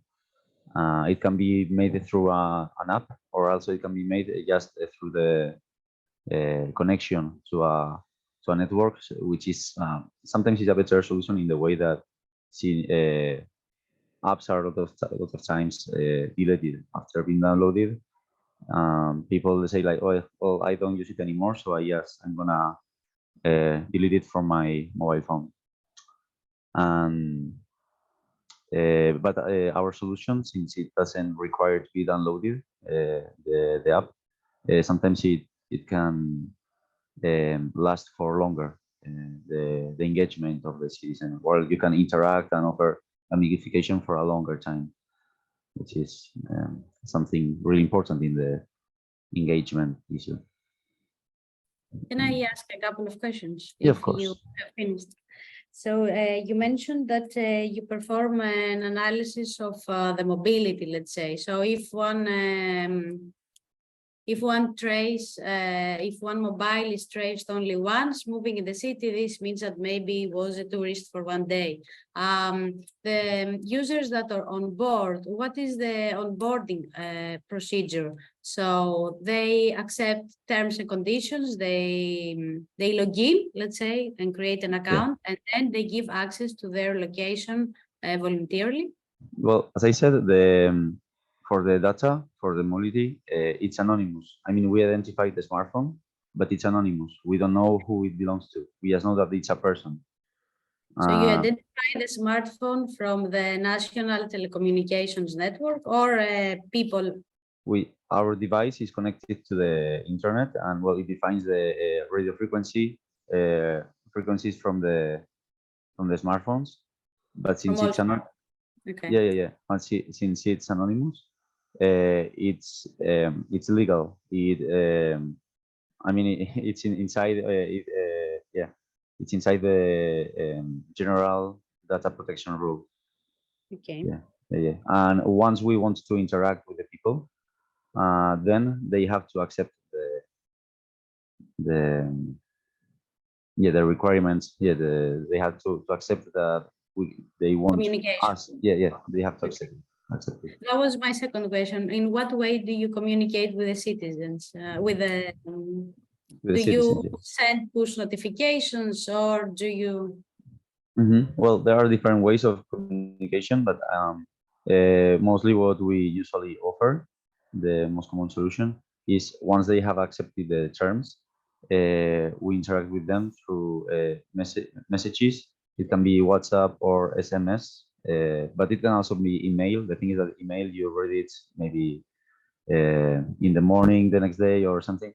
But since we know, we can know how the people moves in the city, we can actually interact with them when the device detects the person in a specific area. So, because it's actually when you can make the solution. I mean, if you want a person to, I don't know, recycle, the best moment to do that, to interact with him, would be maybe when he's actually going to the container. Yes. Yeah. And what kind of network do you use? Do you use the telecommunications network of each state, of each country, or do you install another kind of? We have our own platform and software, and so we just have to connect the device to our network. It can be made in different ways. It can be made through cable. If the city has, it depends always in the resources that the space has in that area. So it can be made through cable or Wi-Fi, or we can just put a SIM card. Okay. And do you collect also other kind of data from the mobiles to perform, let's say, sentiment analysis, or only their location and where is it close to? We can, once they have accepted the terms, we can also make digital tracking. We can know the webs that they have in obviously once they have accepted the terms. But it's interesting in the way that we can, in that once if they do that, we can get to know that the person who actually has looked for something, for some information in the internet later, has actually gone to certain place related to that. So we can, Thank you very much. Thank you. Sorry for the many questions. Yeah, no, it's okay. It's okay. As a person. Thank you so much. No, thank you.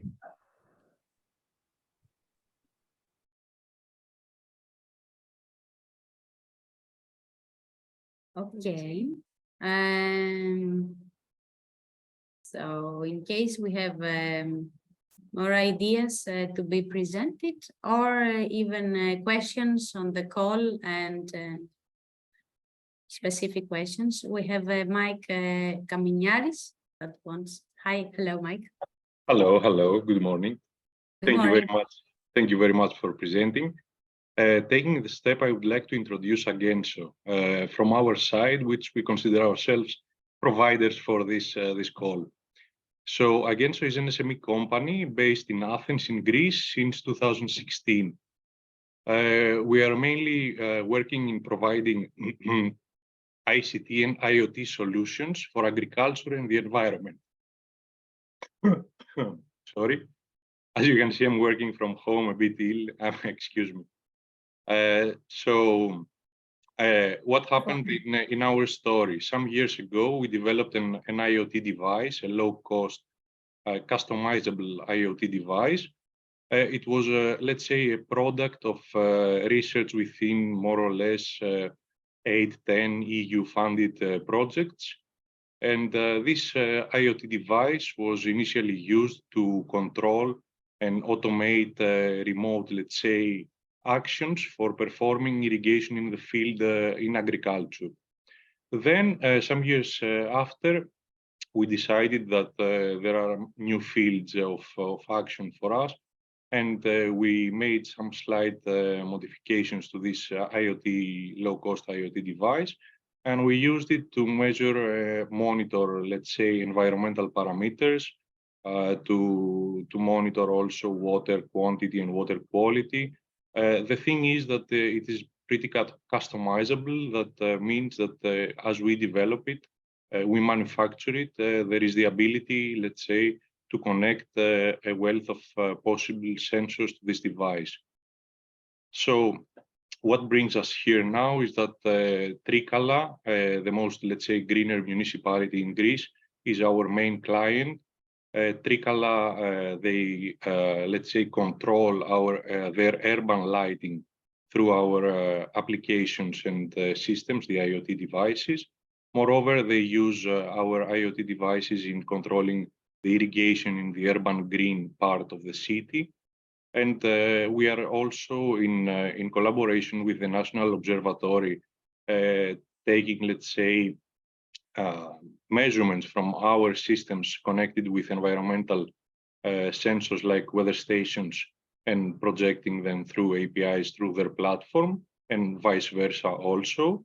And then, for example, other municipalities around Europe, for example, Venice, in San Marco Piazza, there is only one weather station in the piazza. It's the one of Agenso, because it's a compact one, a small device of 10 centimeters only, with a small solar photovoltaic panel of the same size.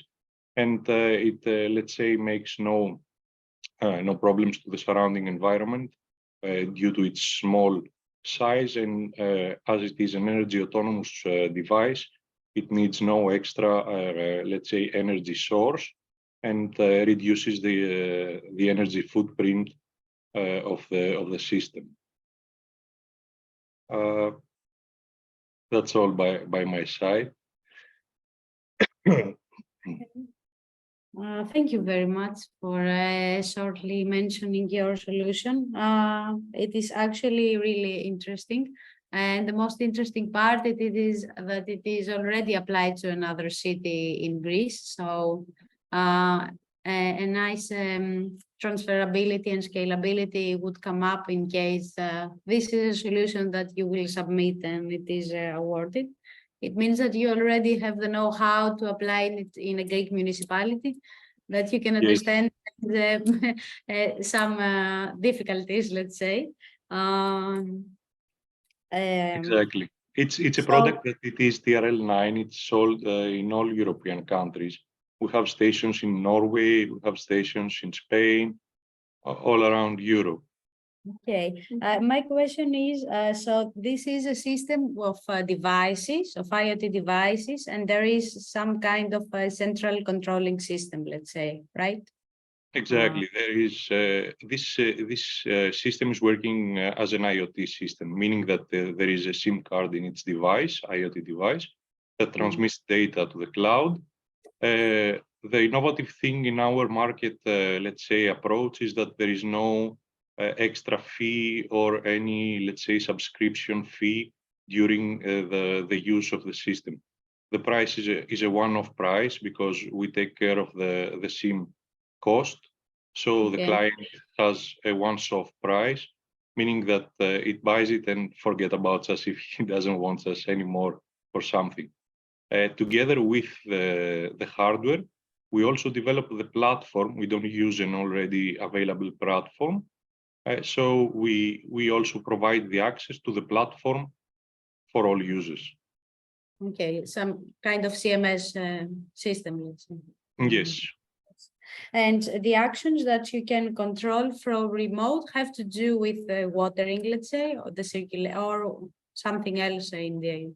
It depends, the needs of the customer, because as I told you, it's customizable. For example, we can say that if the soil moisture in this plot, for example, in this city is below 35%, open the electro valve of the system that connects the water to the water pumps. Or for example, if let's say rainfall is expected today, some hours after, through a weather forecast scenario, do not open it because we're expecting to have water from the precipitation. It's a mix of different rules from different inputs to create different outputs, meaning that different, for example, sensors can play the role of the one who sets the rule for a different system. Okay, this is very interesting. I suppose that the forecast is somehow embedded, the weather forecast. Yes. It's in the platform and the user can access it. Yes. There are many models, so it's easy to embed. And let's say have a suggestion that maybe today you cannot, it is okay if you don't water in this park because it's going to rain, let's say. Yes. By 90% chance. Okay. Thank you so much. Sorry again for asking too many questions. No. Thank you very much. And also we know somehow what are the needs of the city from all the work that we have done so far, as we are as well developing solutions for them. So we have specific questions to the thing is that through APIs, we can interconnect everything. If there is an already existing platform that needs to take our data, or if there is a system that needs to send measurements to project through our platform, this is totally possible. Yes, this is also something that maybe we would like to mention for the majority of the solutions regarding the interoperability, that it was also tackled by Francesco. Usually all systems now, they have let's say horizontal interoperability standards. The majority of the systems are, let's say, in API format. And also we really need to stress that it would be nice to have a solution where data or some kind of the data produced can be open up because lately the municipality, but also in Greece, there is this recent trend to have open data sets. Greeks already know it, and the other attendees that come from other parts of Europe already have it, let's say. So in Athens, we do have a portal of data and a portal of GIS data, and any kind of data sets that we can open up to the public, it is an add-on and it is actually needed. We would prefer to have openly accessible data sets for the public, both for in terms of being transparent of the municipal system, but also due to the fact that we are referring to environmental data, that it is for sure expected to be open access. Thank you, Mike. Thank you.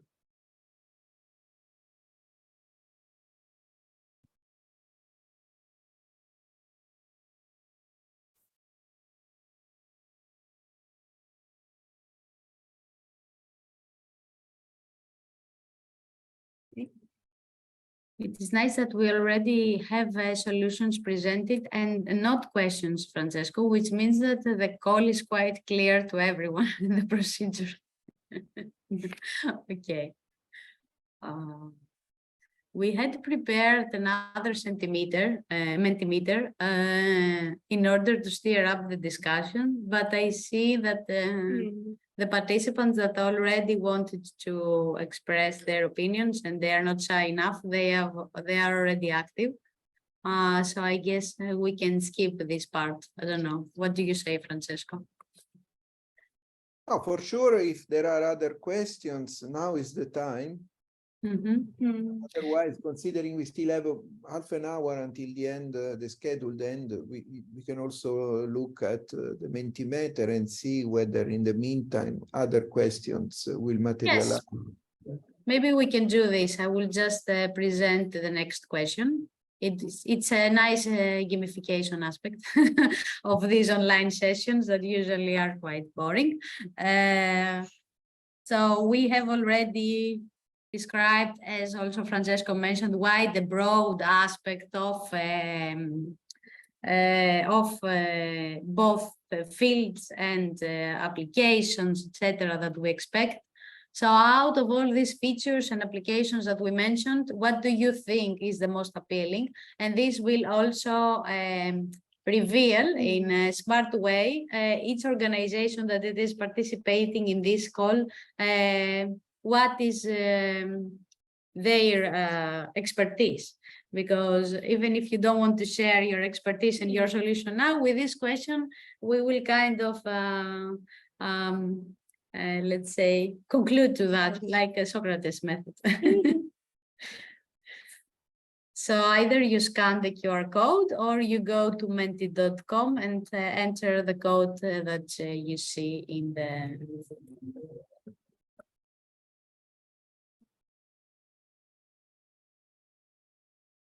the screen.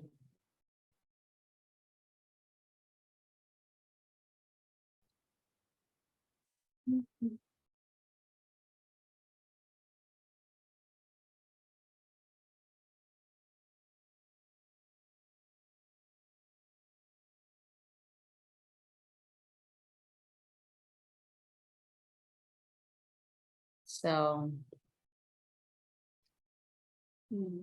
and there we can also see features or technologies that we didn't already mention. For example, the utilization of AI. It is something that we did not add as a preferable because this is quite new. It is interesting, especially if you can train algorithms with existing data and with an existing group of data sets. Mode monitoring. In real-time monitoring. Yes. Of citizens, energy savings, and forecasting.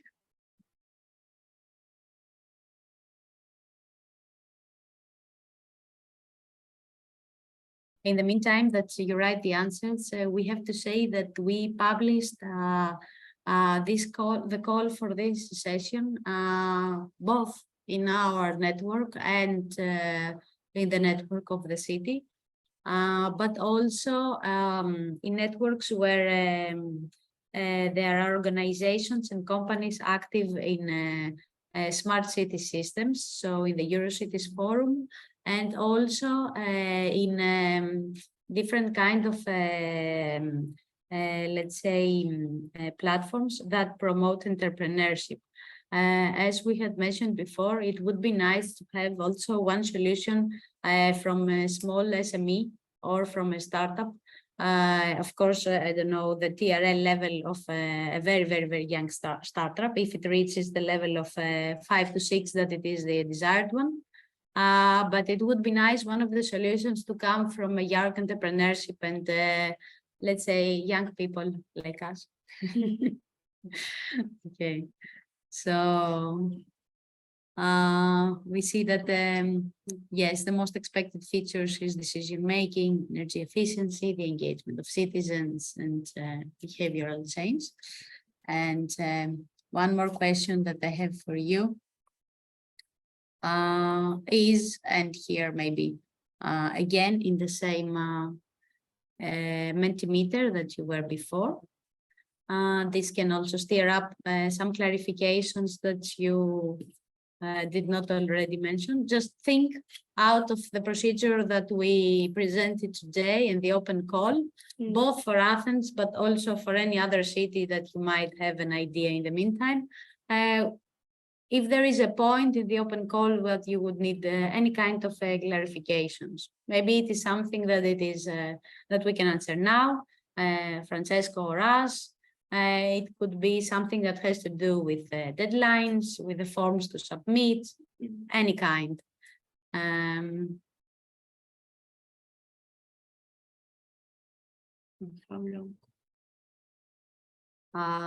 So now it's a time to ask anything that you will want to clarify for this call.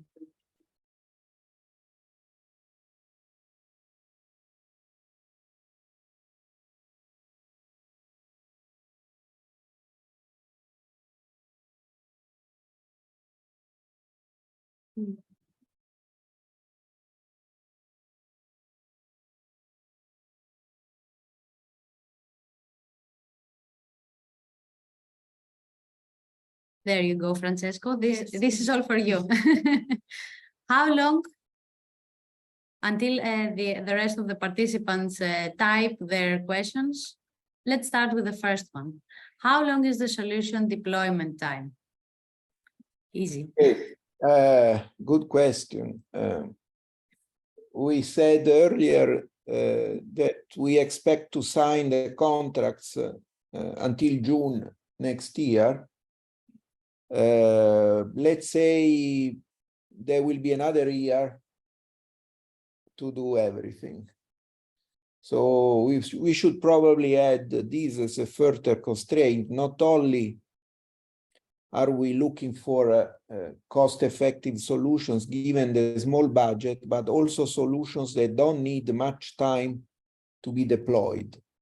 And the reason is, again, related to the fact that we want solutions that work, that the city can take up, that other cities can also take up. So the shorter the time needed, the better. Let's say that everyone will have 1 year at their disposal for the deployment, but there will be no possibility of extending the duration. So it will be a hard deadline. So the deployment of the solution will be, let's say, 1 year. 1 year. 1 Yes. year. Okay. Another question is referring to payment scheme.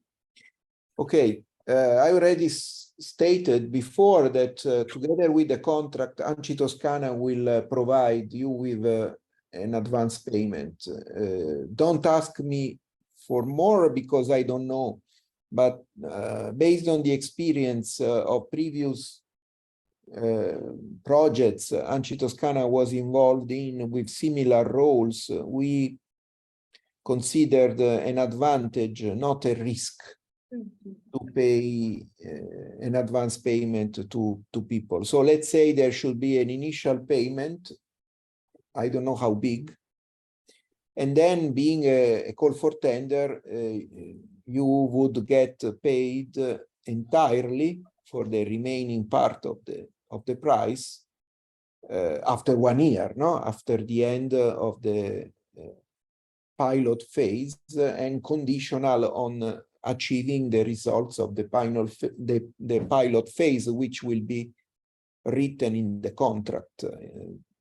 So there will be conditions. This is not a research project. This is a call for tender, a procurement tender. Therefore, it's like going to buy a product. If you buy a PC and the PC is not working, you ask for a replacement or you don't pay for it. And this is the same mechanism. I suppose this question comes from the fact that many of the providers include the hardware in their solutions. So usually out of the, let's say, pre-financing goal from the first installment, they would like to pre-calculate if, according to the solutions they have in mind, if their hardware is covered by that, because usually you have to buy the hardware. Sometimes you don't have the sensors already delivered, let's say, for application. Good point, and I will take note of that while writing the call. The advance payment will also take into consideration that some proposals at least may have these fixed costs at the very beginning to fulfill. Yes. Okay. Solution providers will have to include in the costs the actions, the work, the effort, and hardware or any development of software that they have to do. However, if a product is a TRL level 6 and above, it means that it is already developed and you just do configuration and the adjustment to the locality of Athens or any other city that you plan to install it. Yeah. What is expected to be submitted until the 31st of July? Because maybe some of the organizations or companies already have something in mind, of I suppose all of them. So they really need to prepare also due to their summer. Yeah, there is a template you can download from the website of Climaboro. I think you, Dimitra, I Aurelia, had it in the chat, yes. that put this link at 10:56 this morning. You shared the link to this annex, which is the contribution submission form. You can just use that. There is also a Word version, and therefore go for it, and you will be facilitated. There is the email address. There are two email addresses, one for Dimitra, the other for Ilya. You can use, and anything that we need is mentioned in the template. The template is 3 pages long. It's not a big thing, and you will certainly have all the answers with you, and it will not take you more than 1 hour to prepare it. So that's what we expect, what we welcome, but of course, you may decide not to send us anything. In which case, we will continue our market analysis with other means, going to websites, going to the research program websites where past projects are stored to see whether there can be anything inspiring for us to describe the contents of the solutions we expect to purchase next year. Yes. There is a question on the TRL level of the proposed solution. I think we covered that. We would like 6 high, TRL 6 and high. Recommended that 5 or 6 is the minimum, not because we wouldn't accept lower levels, but because it would be difficult for you to document that with that budget and that time limitation, you would nevertheless be capable of bringing the TRL to a higher level, to a sufficiently higher level that we expect for something that then should be probably transferred or scaled up outside or within the city. So it's only a recommendation, but it should be considered as a requirement. And the final, let's say, request comes for us to make a prioritization of the needs by the side of Athens. What we actually presented today in the 3 slides, I suppose that the material is going to be also online, is really at the top priority of the city. It is including many domains or different kind of ideas, just to give you, this was just to give you ideas of what the city would expect. And we know that the majority of the solution includes some kind of hardware. So for example, to introduce e-bikes, this usually comes from the fact that municipalities do not have so much resources, let's say, especially in Greece. And but on the other side, only hardware is not enough. So what we really need is a digitalization of a service, let's say. So what we presented is really at the highest priority of the city. We could really be more generic, believe us. This was the most specific that we can be. Of course, one solution should not tackle all of them. Just, for example, when we mentioned that it is needed to target the energy efficiency of a building, of course, with this budget, you cannot go to the whole building of the municipality. It will be proposed a solution for an indicative building that then in the negotiation phase, we will structure one, or at the implementation phase, we will find either one bigger building or a smaller one to install this according to the budget that your solution is actually your solution costs. Some solutions have higher costs, others have lower.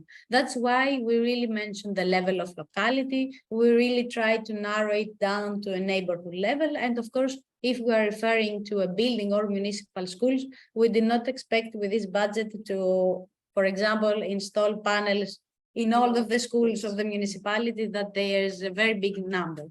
Maybe we can choose a few, one, or depending on the budget limitations, to make a prototype, a proof of concept, but something that it will be really, let's say, scalable and important and transferable, let's say. I'm not so sure if we have more questions or if we were clear enough.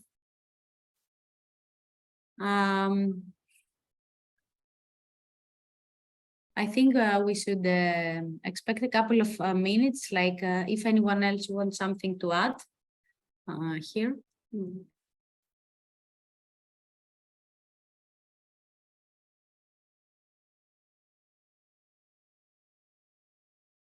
Okay. So we can close this info session, I suppose. So Matteo, Francesco, and us, we have to do a small closure for today. Okay. Do you want me to introduce the challenges? I mean, Francesco talked about that very quickly, but I can, if you want, I can spend 5 minutes about that. Of the other cities? Yeah. Not that's anymore. Yes, I think it would be nice because, as we mentioned before, some of the bidders can actually go to different lots, so of course. Yes. Now, let me see if you see. Do you see my screen normally or in? We see them presentation mode, it's fine. It's fine, okay. Yes. Okay, now, just again, hello again. Now, just to you see, we divided the various requests of solutions, let's call them preliminary market consultation, then the pilots will be divided in 2 groups, as we said, in 2 hubs. And then we have Athens, that is here again, with Sofia, Grenoble-Alpes Métropole, which is the urban agglomeration of the city, and Differdange, that is a city in Luxembourg. They are in the part of stationary energy and mobility. Then let's say that they are in a more classical, let's call it, part. And as by the way, the case of Athens shows very well, we work a lot about behavioral change. Behavioral change is a bit on all the cities are trying to tackle a bit that. Obviously, each one of those is more concentrated on a part or the other. In Sofia, they are really looking for mobility solutions. Then the idea and the problem of Sofia is a bit the problem of any city, I think, around the world and not just in Europe. It's traffic, car traffic. In their case, actually, the share of cars is really still very high, about 80%. Yeah, they want to reach about 80% while they have 40% today. Then they still have quite a long way to go. And the rest, they identified as a solution the use of some parking solution, allowing to define and highlight the pattern of use of the parking, and at the same time also to detect some kind of violations that may happen often, as there is just a maximum amount of time that you can stay parked in the center of Sofia. That means that they need also to understand and better detect that to improve. And then the final idea is to improve the behavior change. I mean, making sure that people use more soft modes. Now, about the city of Differdash, that for the ones who don't know is in Luxembourg. Is the only city that is part of the 100 climate neutral smart cities in Luxembourg. And they have quite ambitious objective, that is to have local production of electricity with a 100% rate. That means that they want to produce locally all the energy and electricity that they need. And they want to do this also with the, let's say, they want to do crowd energy, let's say, in the sense that they really need people to support in the production, in the installments of the solar panels, mostly, but also the eolic power. And they want to use the lands that are today for industries. Then industries have big spaces that can be used, and they would like them to leave that and people to be able to install and then pay for the solar panels there.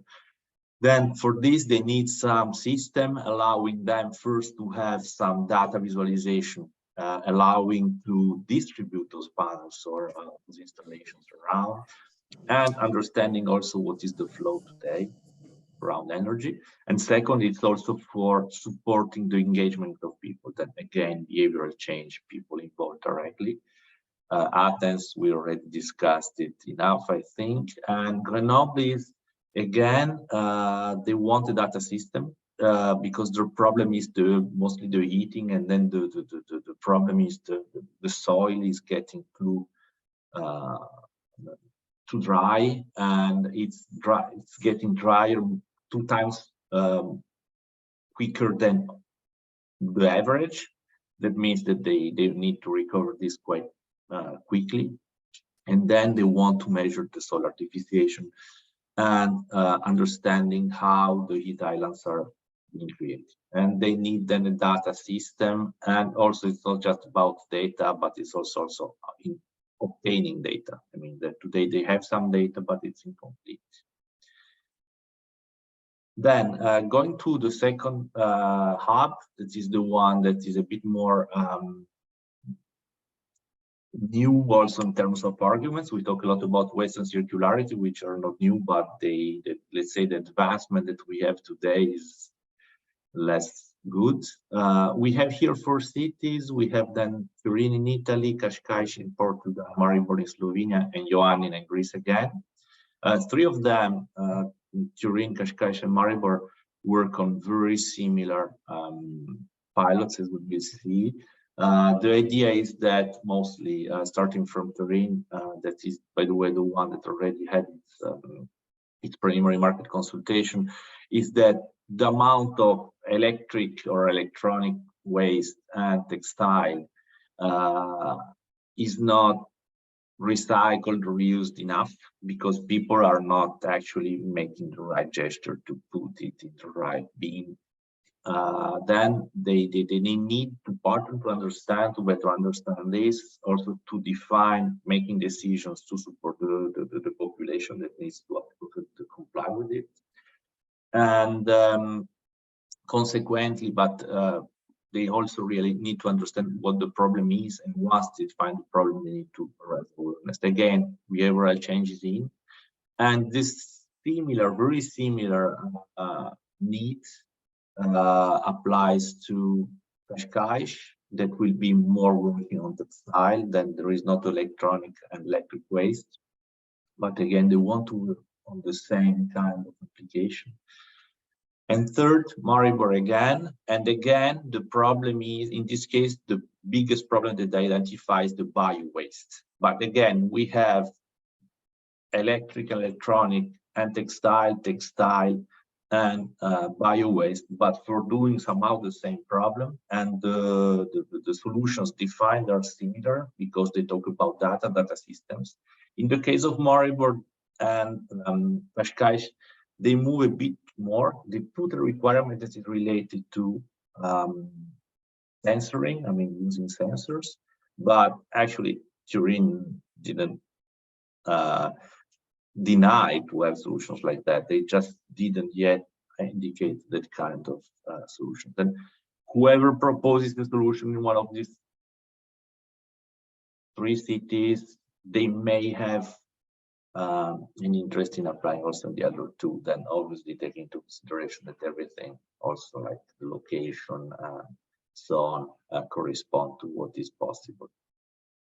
And then we have the last case that is, I personally find as one of the most fascinating, that is the city of Ioannina, that by the way is in Greece and stays. And in Ioannina, that probably the most of people that are here in the call know better than me. But anyway, that's a city with on a lake with an island, and there is tourism, and there is quite a number of interaction between, let's say, the lake and the city, let's say it like that, and the people that are the various stakeholders.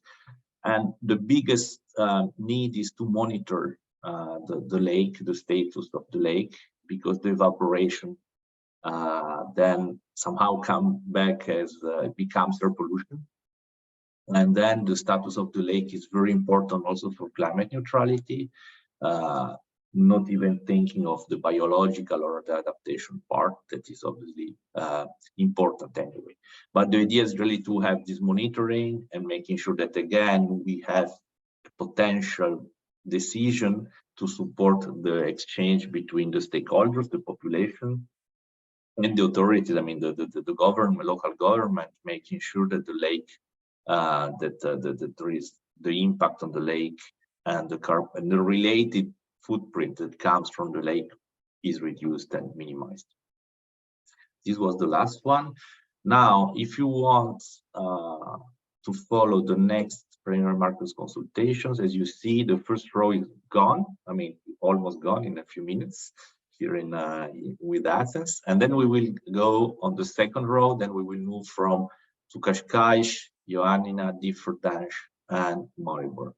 Qashqai is on next Wednesday, on the 12th. Then we have Friday, Ioannina. Next week on Monday and Wednesday, we will have Differdange and Maribor. Obviously, as we are talking to a lot of Greek people, just know that Ioannina is on Friday. That may be the one that is easier for you to participate to. But also the others, as I said, I mean, the Ioannina case is very specific, but all the others, if you may have an interest, if you're interested in the case of Athens, as an example, Differdange has something in third part of the Differdange one that may be corresponding to the Athens one. That was the most from me.